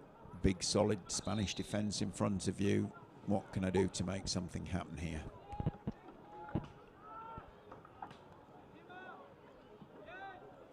The Spanish just not letting up at all.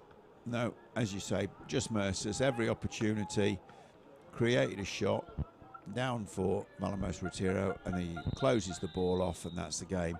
Andy Bartlett holds his head. Is that a German player sneaking on? What am I looking at right exactly? What buoyancy aid is he in? No, sorry, I'm not sure where we're looking. Sorry, no, don't look at me. Don't pay no attention to me. I'm chatting rubbish. Anyway, the final score in that, Moso Retiro from Spain 8, Thurgau Wildwater 2, and so a comfortable win in the end. A tied game at half time, but a 6-goal deficit by the end of the second half. So draws to a close, and we'll bring you the next game in just a couple of minutes' time.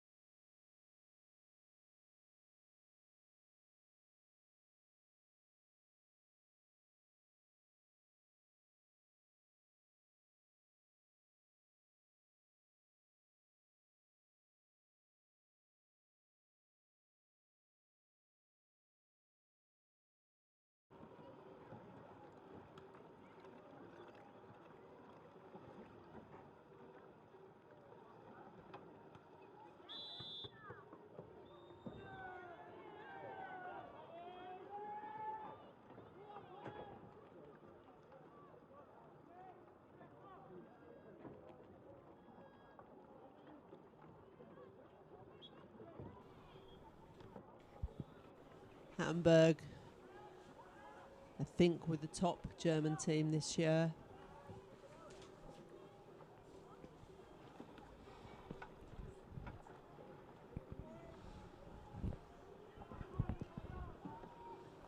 So this is the final group game for these ladies in their mini groups. This will determine their seedings for tomorrow's games.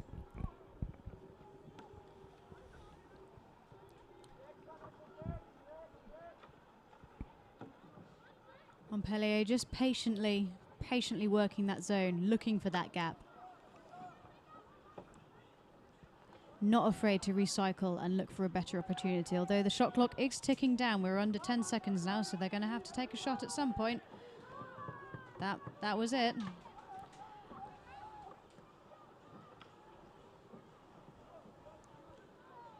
So they still have the ball.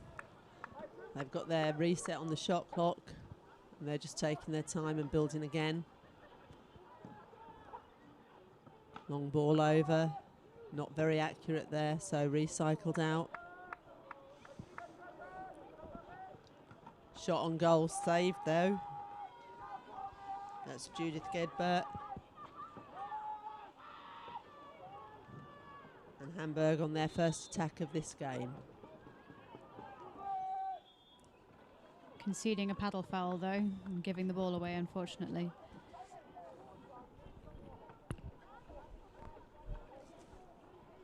Montpellier looking to set up their attack again. So once again, they've sent in a player to try and move the defence around and really make some space.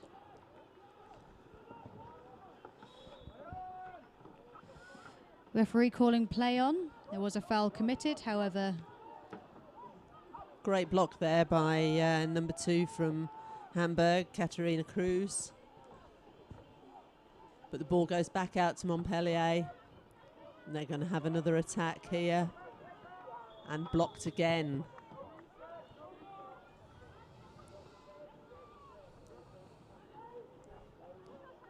Good work on the defence by Katharina Cruz.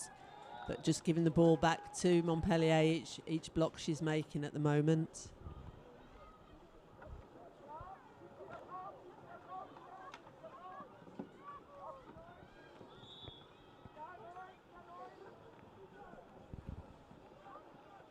And that's a shot and goal from Montpellier. Absolutely gorgeous goal, bottom corner.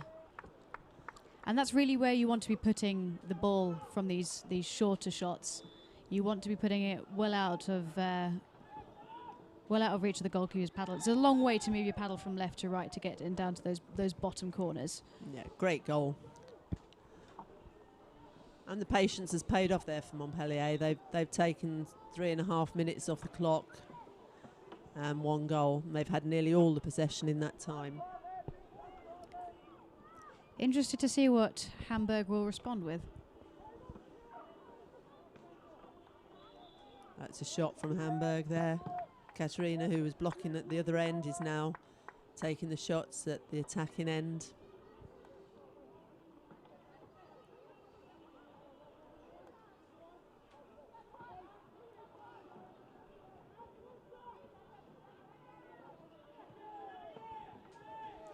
Long ball out there.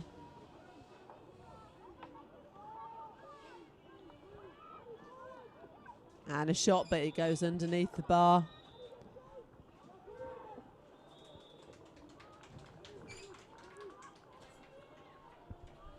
Timeout while the ball is fetched. And Montpellier will take the goal line throw. Once the ball's returned to the pitch.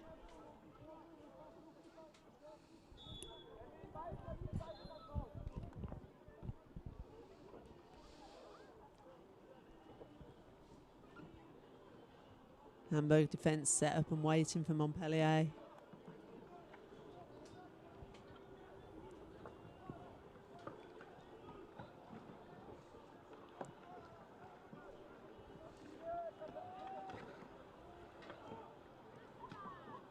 Playing 3-1. Picked up there by Annette Stephans from Hamburg.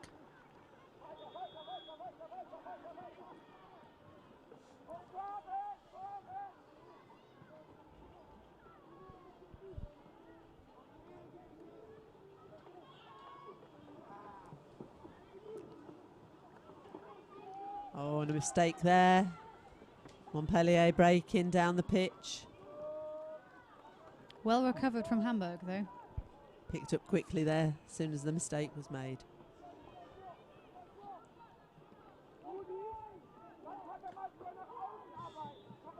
Hamburg taking their time.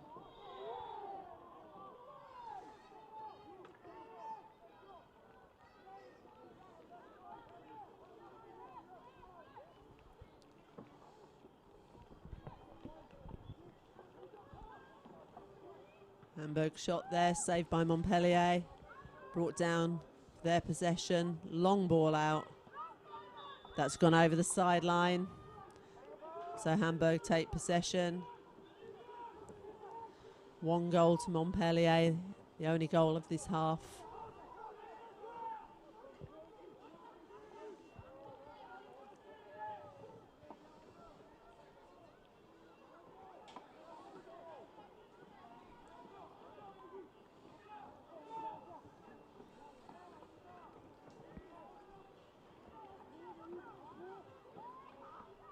Ball put into the middle there for Tony Lenz, but she missed it.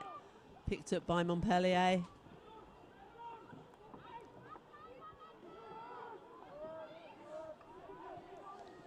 Alice Janek was trying to make a fast break there, but the ball didn't come down to her.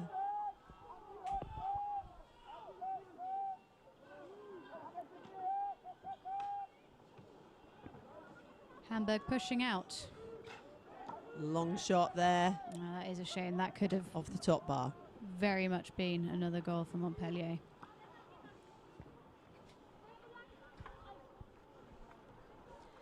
It's a big part of why 5 out is such a risky tactic. Because if you lose your man, there is no one on them.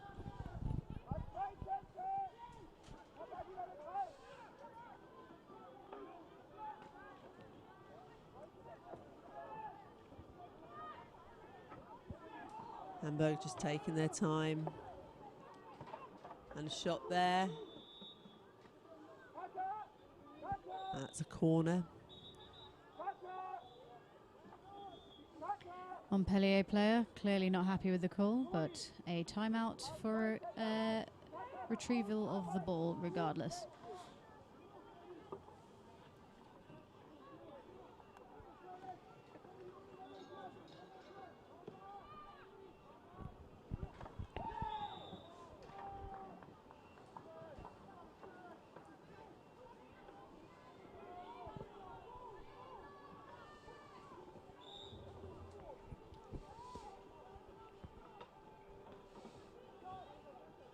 And that's a shot and a goal from Hamburg. Stunning finish. That's Jasmine Spangberg from Hamburg with a goal to equal the scores. 1 goal all.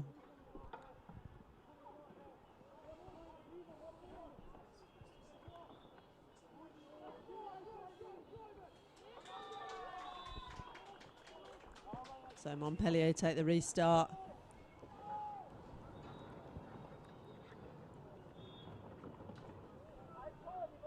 About a minute to go in this first half. Montpellier will be looking for the lead again before they go into the half-time break. That shot was too low and saved down by Hamburg.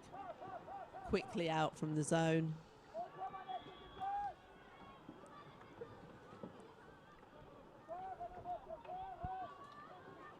Taking their time, just building their attack.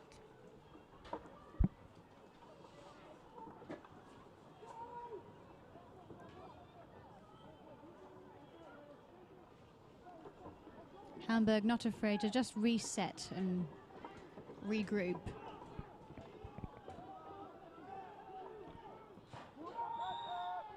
They'll have the shot clock there. 23 minutes, 23 seconds there.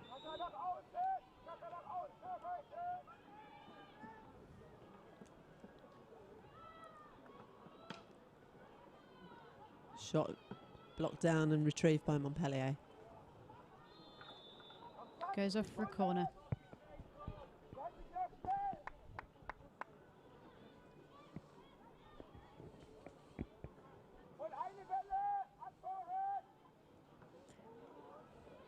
Shot clock is now game clock, so Yeah, that was pretty much the only thing that she could have done at that point.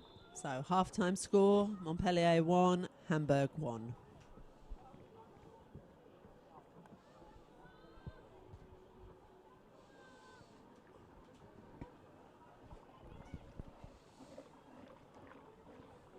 Seems to have been quite a slow start in this first half for both teams, just settling down, trying to find their way for their places in tomorrow's groups.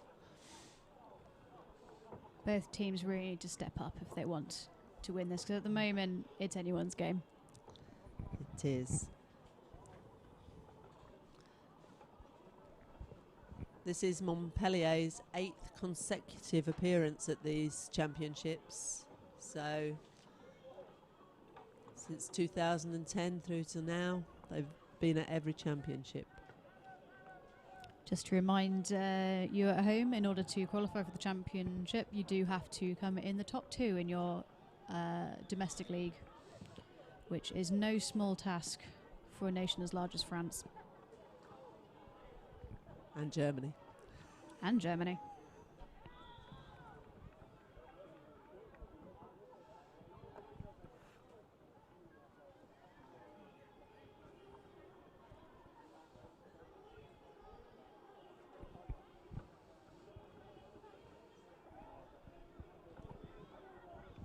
So team chats continuing during the half time. We'll be back in action very shortly.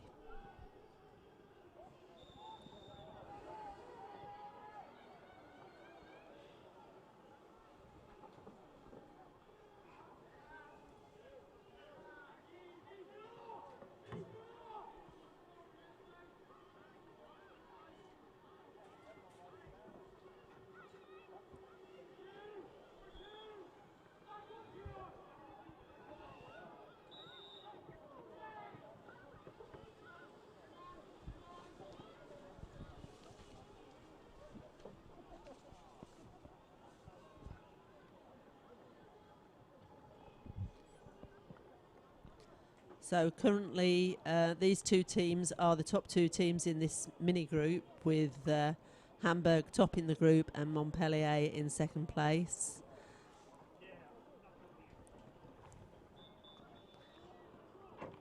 If Montpellier can win this game, they'll be equal on points with Hamburg. So it'll go down to goal difference.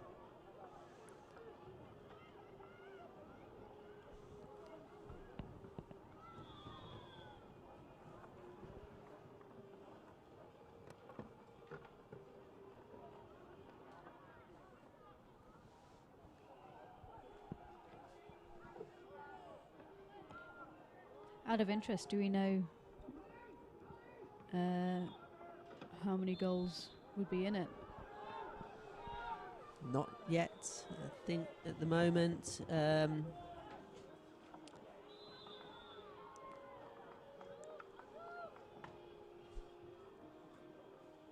the moment Hamburg have 11 goals for and 2 against, and Montpellier 12 goals for and 8 against. So I think Hamburg will come out on top on that race.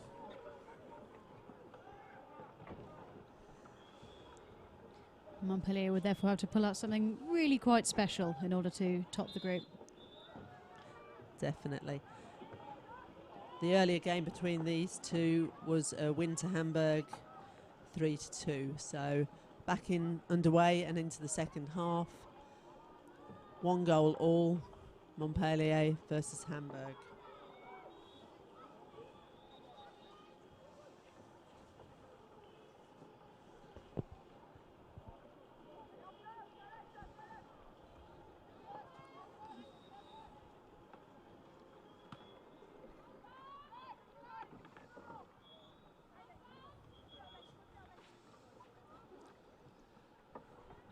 Both teams just settling somewhat now. It was a little bit of a muddled first minute or so there. And now getting back into the swing of things. And that's a goal from Hamburg. Gorgeous. Gorgeous goal from number 10. And that's Ina Piefler.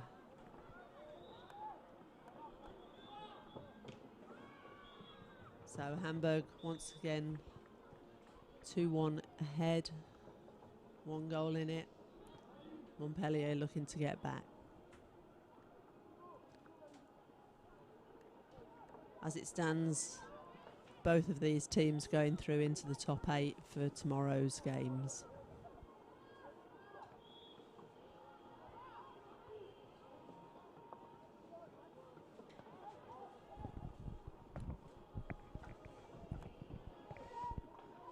Montpellier keeping their heads despite the pressure of being a goal down.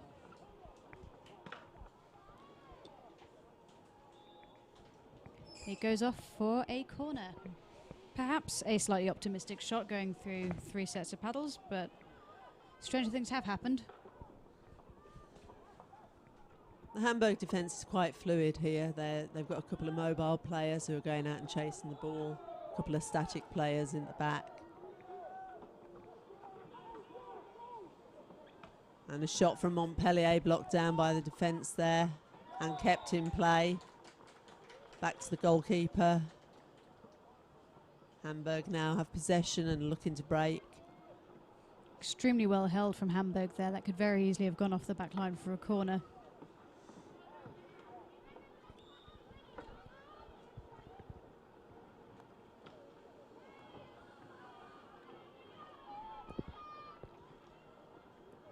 Montpellier settling into their defence now.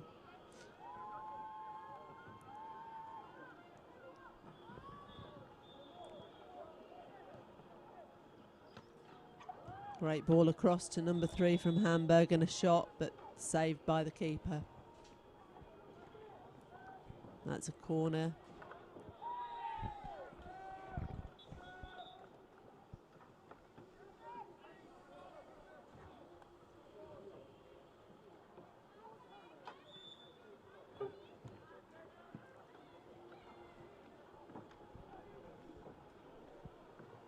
Ina Pfeiffer to take the corner for Hamburg.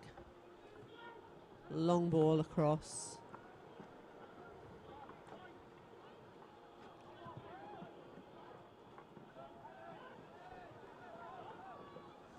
Montpellier pick the ball up now. Have they got a fast break? No. Foul there. Montpellier ball.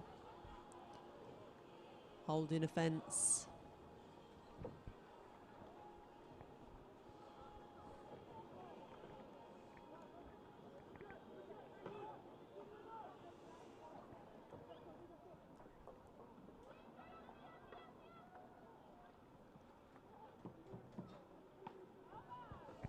And a great block there from Hamburg. Once again, they're picking up these balls as they're blocked down. The Hamburg team looking to get away.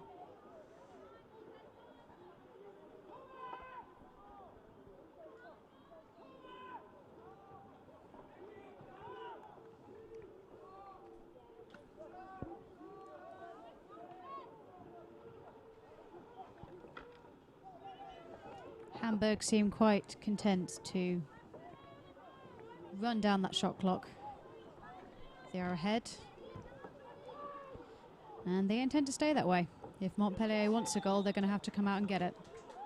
Great shot there from Tony Lenz. Again, saved by the keeper. Drop down. This ball still in play. Long, long ball up from Montpellier. Doesn't quite make it to the player there, though, and Hamburg have possession again.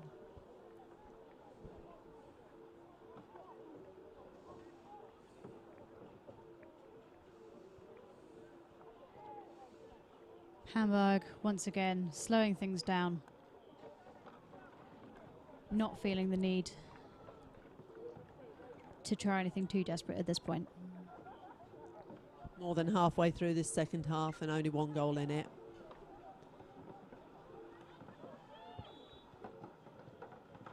Great ball into the centre there, but blocked again by Montpellier defence.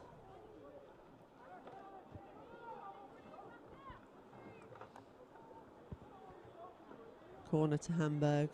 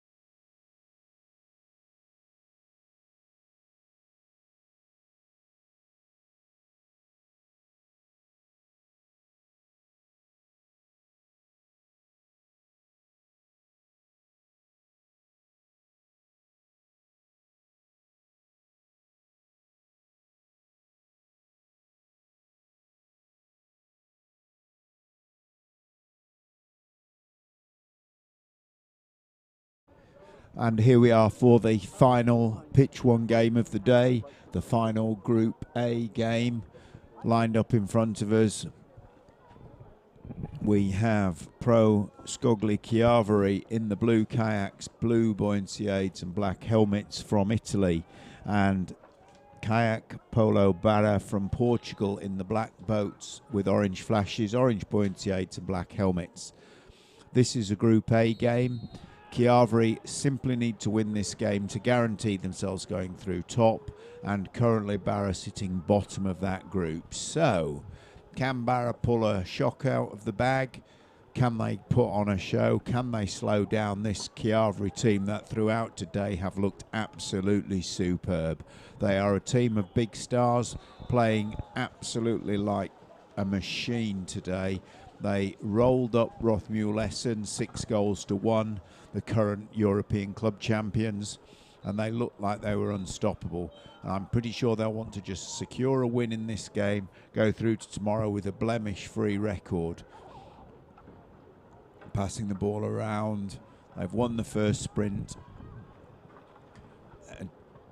delivering the first attack, half an eye on the shot clock, and they know that if they can just drive, play business as usual. They've just fed the ball to Robert Pest, the big German national team goalkeeper, regular player these days for Kyary in Italy, and he delivers the goods with a big shot that just crashes its way in, so that Kyary take a 1-0 lead early doors in this game. All they really need to do is to make this game safe, shut up shop, go and get an evening meal, and go into tomorrow as probably one of the tournament favourites. They've had a fantastic day. They just need to cement that now. And it's for Berra to pull something out the bag and prove that they've deserved their place here and put on a show.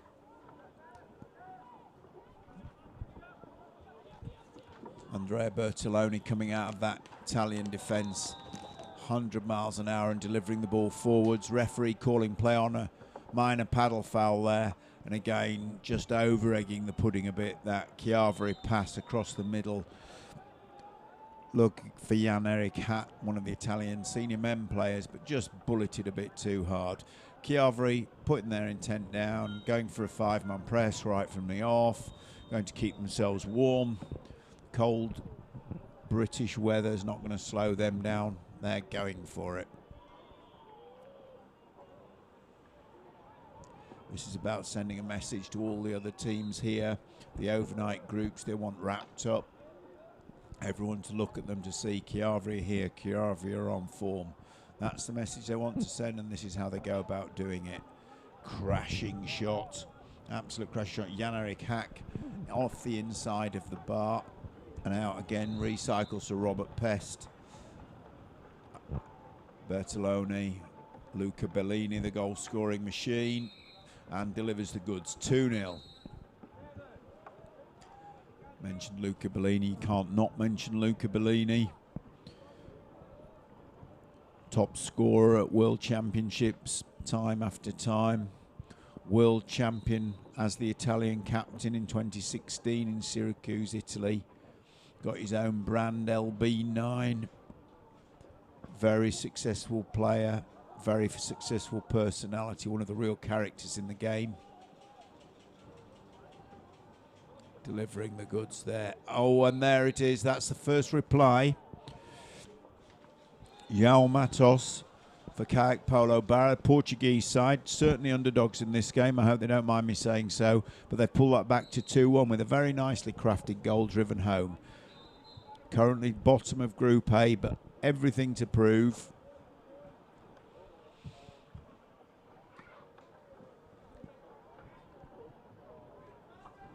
Andrea Bertoloni holding the ball. All of these Italian team players very, very capable on the ball. And some of that passing firm, crisp, inside. Marco Pozzi takes a shot, batted away. So again, if they want to stay in this game, Alfonso Ramos in that Kayak Polo Berra goal is going to have his work cut out. Sure he's ready for that. I'm sure he wouldn't expect any different, but today this Kyary team looking just about unstoppable. Filippo, good flow. It's Kyary there, just slotting another one, winding up the tally. 3-1 now, Kyary lead. Oh, and a little bit casual from them. They've left an open goal. Kayak Polo Berra very happy to take that. That keeps the score at 3-2. This certainly won't be what Kyary had game planned. I think they were planning on getting their foot on the neck of this team and running away with it. And so far not been the case. All credit to Berra. They know they're playing a team of superstars here. They're playing a team of superstars on good form, but they're certainly not rolling over for this. Andrea Bartoloni's coming in. We're at 3-2 in favour of them, but that won't be what they were hoping for. They didn't want the script spoiling. They want to just pile some goals in.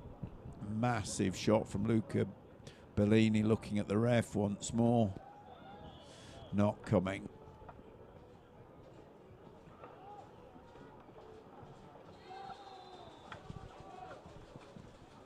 Bellini to Bertoloni, just playing with smiles.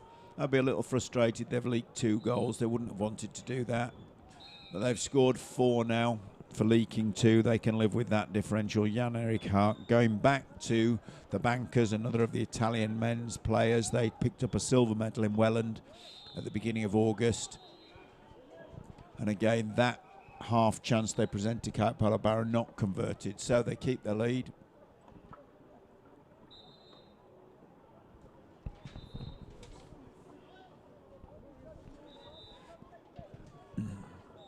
Ball's gone off the back of court.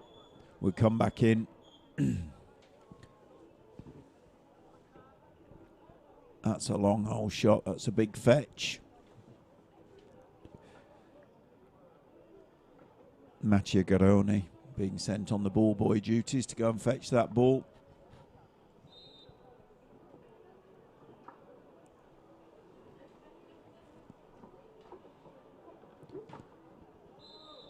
And the goal line throw gets us back underway. The Kayak Polo Berra defence set. Tight and tidy. Flat 3 with 1 player on the front to try and stop the runners jumping inside. He'll have his work cut out, as will all of this defensive line. Marco Pozzi, number 7 for Italy, we've mentioned before. Big, strong work unit will make somebody drive, trying to make a gap on the left-hand side for the Italian team, and does so successfully. Mattia Gironi takes his chance of getting on the score sheet and brings stretch out.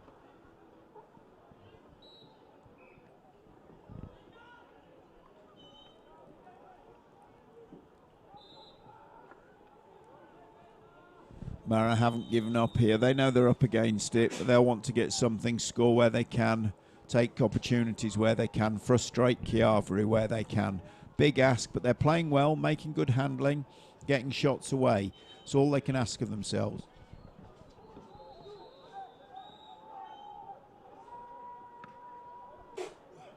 But a shot that's not a goal results in a fast break chance for Kyary, and in this case Marco Pozzi delivers to Luca Bellini. Oh, and that's a superb save. Bellini shots the far post, tried to bring it across the goal, and Alfonso Ramos flicks the ball away. If the game was a little closer, he'd be celebrating that as a great save, because it was. Not worth a lot to him at this point, but small victories.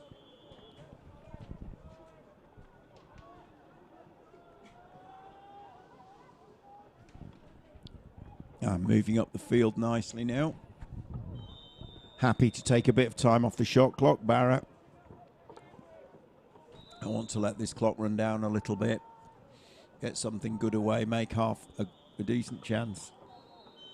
Again, if they can take shots like that and concede corners, they'll be getting resets on the shot clock that will give them a chance to stay alive in this game.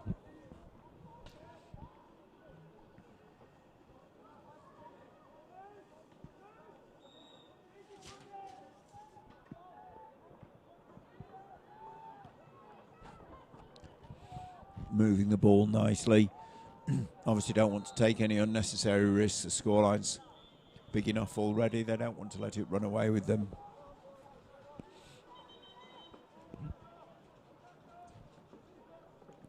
And again, proving they can score goals. Alfonso Ramos, Berra goalkeeper, takes his chance up front and scores one. keeping themselves in the game. I think it's fair to say that Kyary were hoping to have them rolled up, done and dusted by now, but still alive. Coming down into the last couple of minutes of the first half. Kyary not having it all their own way. Certainly having a fair share of it, lion's share. Marco Pozzi again just adding to the tally, keeping it ticking over. Again, Kyary would have wanted to try and roll this game up, but as long as they get a win, they go through top, they'll look good. Still a little disappointing from their point of view to see so many goals going in against them. Gives everybody they come up against tomorrow hope that they are beatable, that goals can be scored.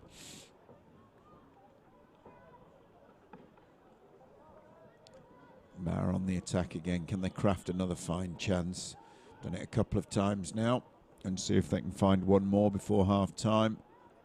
Certainly not giving up, playing like they're in it, and all the time you're playing like you're in it, you're in it. One of the things about this championship, obviously the Portuguese team, this club side, Berra would not normally play a Kyary type side. Very big test for them. One of the things about this allows them to learn, develop their game. Half time comes with them on the attack. They'll have a chat at half time about how they can improve on what they've done and hopefully take the good out of what they've already achieved. They've scored goals past Kyary, they've played well, they've matched them in a lot of departments, they've made some good saves. And that's what they'll be wanting to take back to make them stronger in Portugal against their domestic rivals and get the chance to come here again. This is a big part of the skill sharing that something like the European Club Championships can give. It's one of the reasons it's the strongest continental club championship there is, and it's one of the reasons that the European national teams can dominate our world championships. These players can be tested and blooded at these events against high quality opposition, and it really does push them on.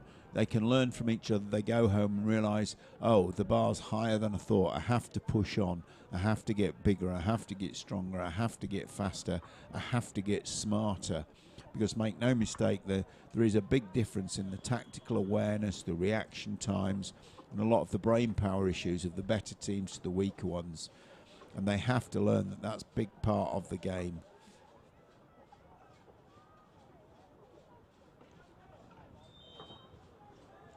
Kyary's team talk will be simple. Let's stop leaking goals and let's make this look easy, because they know that they're capable of that. They know that if they tidy up their game and don't give Berra a chance, they can run out another 3, 4, 5 goals in this half and make it look like it was a comfortable game.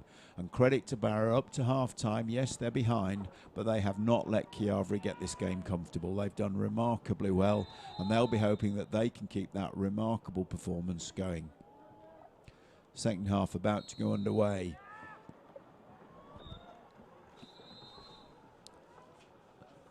Ball's gone in, and not really a surprise that Maciej Garoni, Italian sprinter, has picked up the ball and put Kyary on the attack. Can they weather the first attack and get something out of their first attack?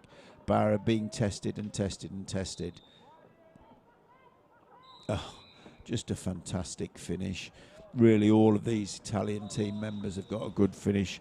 In that case, Jan-Erik Hack, Italian senior man player, finding the bottom corner and burying it, just making it very, very hard for Berra to keep their confidence and momentum going. Obviously, that's exactly the game plan for Kyary. Get the foot on their neck and push down, but Berra back in their faces, back on the attack, back looking for a chance to score another goal. A bit predictable there and picked off. Bellini coming across, sniffing a chance for turnover, but not this time. Nice work, shot away, corner resets the shot clock. This is Berra's way to keep this game going. If they can get decent shots away that reset the clock, corner ball, then they have proved they can take a chance when it comes.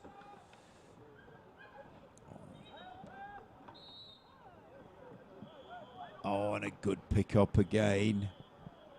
And a good retrieval pick-up. It's number 7, João Matos. created another half chance for Berra. Can they convert? This is a good opportunity for them. Fell to Guillaume Rollin, their captain, unable to capitalise. And of course, the same story. If you shoot and don't score, you become vulnerable to this very, very fast break. Oh, what a shot. Off the back bar and down, just ripping the net. On that occasion, it's Matteo Girone. Did the sprint, so he's done plenty of work in this half already, but it just makes it look effortless. The ability to throw the ball that hard, quite incredible.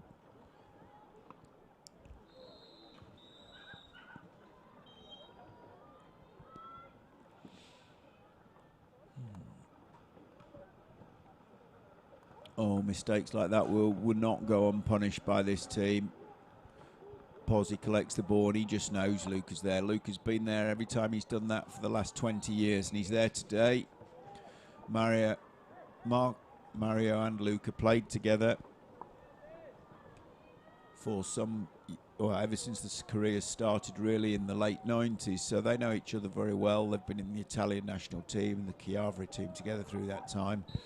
And I think when Marco picked the ball up there, he just knew that Luca would be gone, and he was. Make that sort of communication look easy, but the trust in your teammate that he's going to do what you expect of him and deliver it predictably, working for both of them there. Nice goal.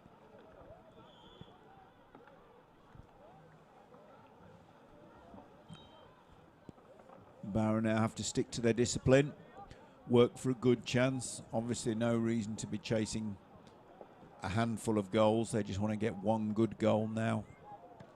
Show that the training hours they've put in are worth something, that they've got a few tricks in the magic box, a few tools in the tool set that they can apply even to a very good side like Kyary. And they are doing it now, passing the ball inside, trying to compress things, trying to get a real working chance, but just conceding a foul. And again, they're straight away onto the back foot. Just a merciless machine, this Kyary team at the moment.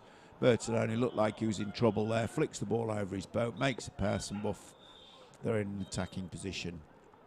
Beautifully done again. Shot coming to naught. And Berra defends successfully. Come away. Moving it up the pitch. They've stuck to the basics, and that'll keep them alive.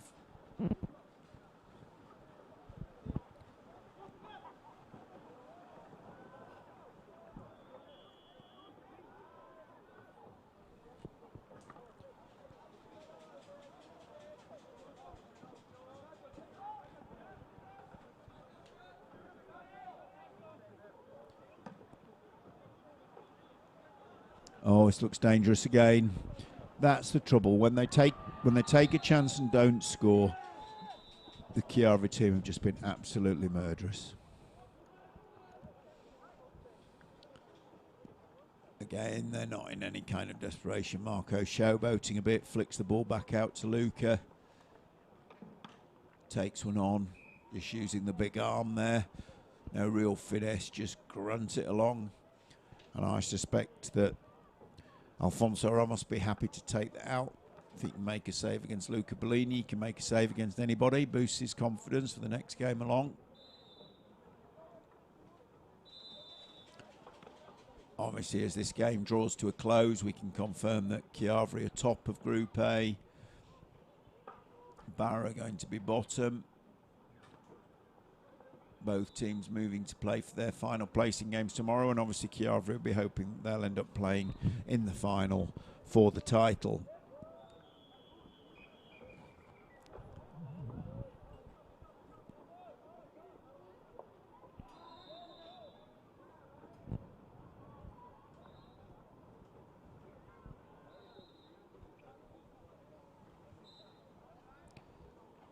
Free throw right in front of the Berra goal. No surprise that the ball's collected by Bellini, whether he chooses to shoot or pass distribute. Obviously always the favourite for him is the shot, but much as he's determined to get as many goals as he can himself, if he feels that the better percentage option would have been to lay it off to the right there to his teammate, that's what he would have done. That's the player Luca has matured into. but still keen to show that arm is still in good working order, capable of bringing home a bag full of goals in any game.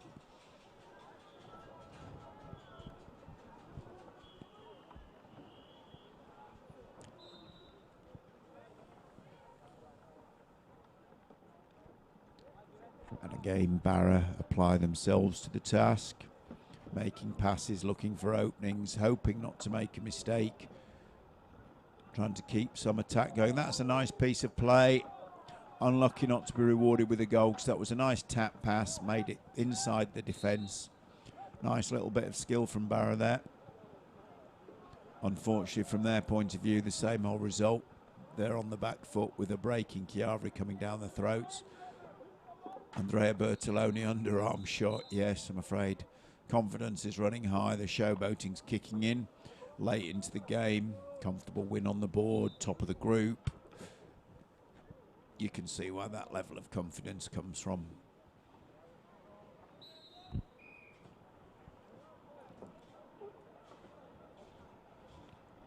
A little disheartening for the Berra guys, but sticking to the task. They've earned their place here. They're going to make the most of it. They're going to show what they've got. The little bits of magic will work. Fight for every ball. Try for every chance. And here they are being pressed by Kyary. Great work to get out of trouble here. They just need a couple of tidy passes and they can switch this on to, oh, that's a little bit of luck never hurts either.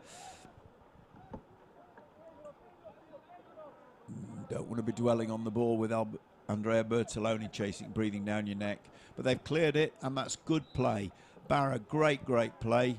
I think they could have been a little more patient there. They'd built it up the pitch, got close enough for a shot. But that was good play from them. That is the kind of thing that they can take heart from. They will rarely come under that much pressure, 5 out. They weathered it pretty well, and they got a shot away that was a half-decent chance. Of course, now they're back defending against what's looking like the best attack of today. Oh, phenomenal passing again, just trying to be a little bit over clever, unnecessarily clever, passing it over his head. No need for that, and it didn't pay off.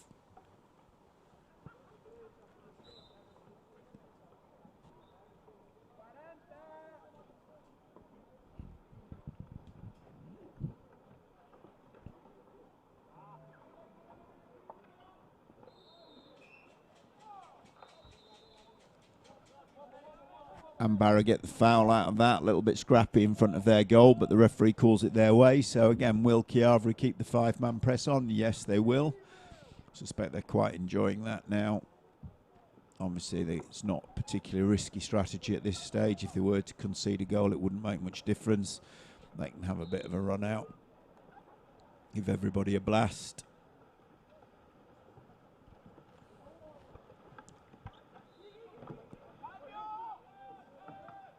But nicely done again from Berra. Good passing, got themselves in a position.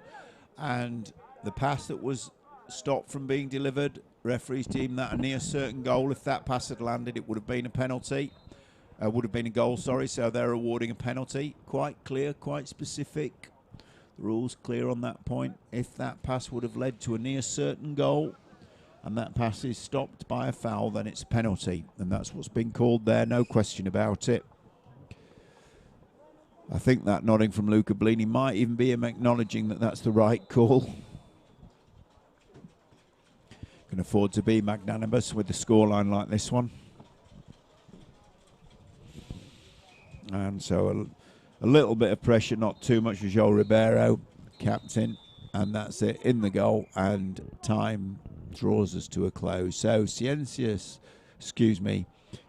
go through top of Group A. And Berra take the bottom placing into tomorrow and the final group games. So, final stage games, sorry. So we'll join you all tomorrow. Game starting at 7 o'clock. The live stream will be up and running from first thing. And we look forward to showing you some more exciting canoe polo from the European Club Championships here at Home Pier Point in Nottingham. Good night.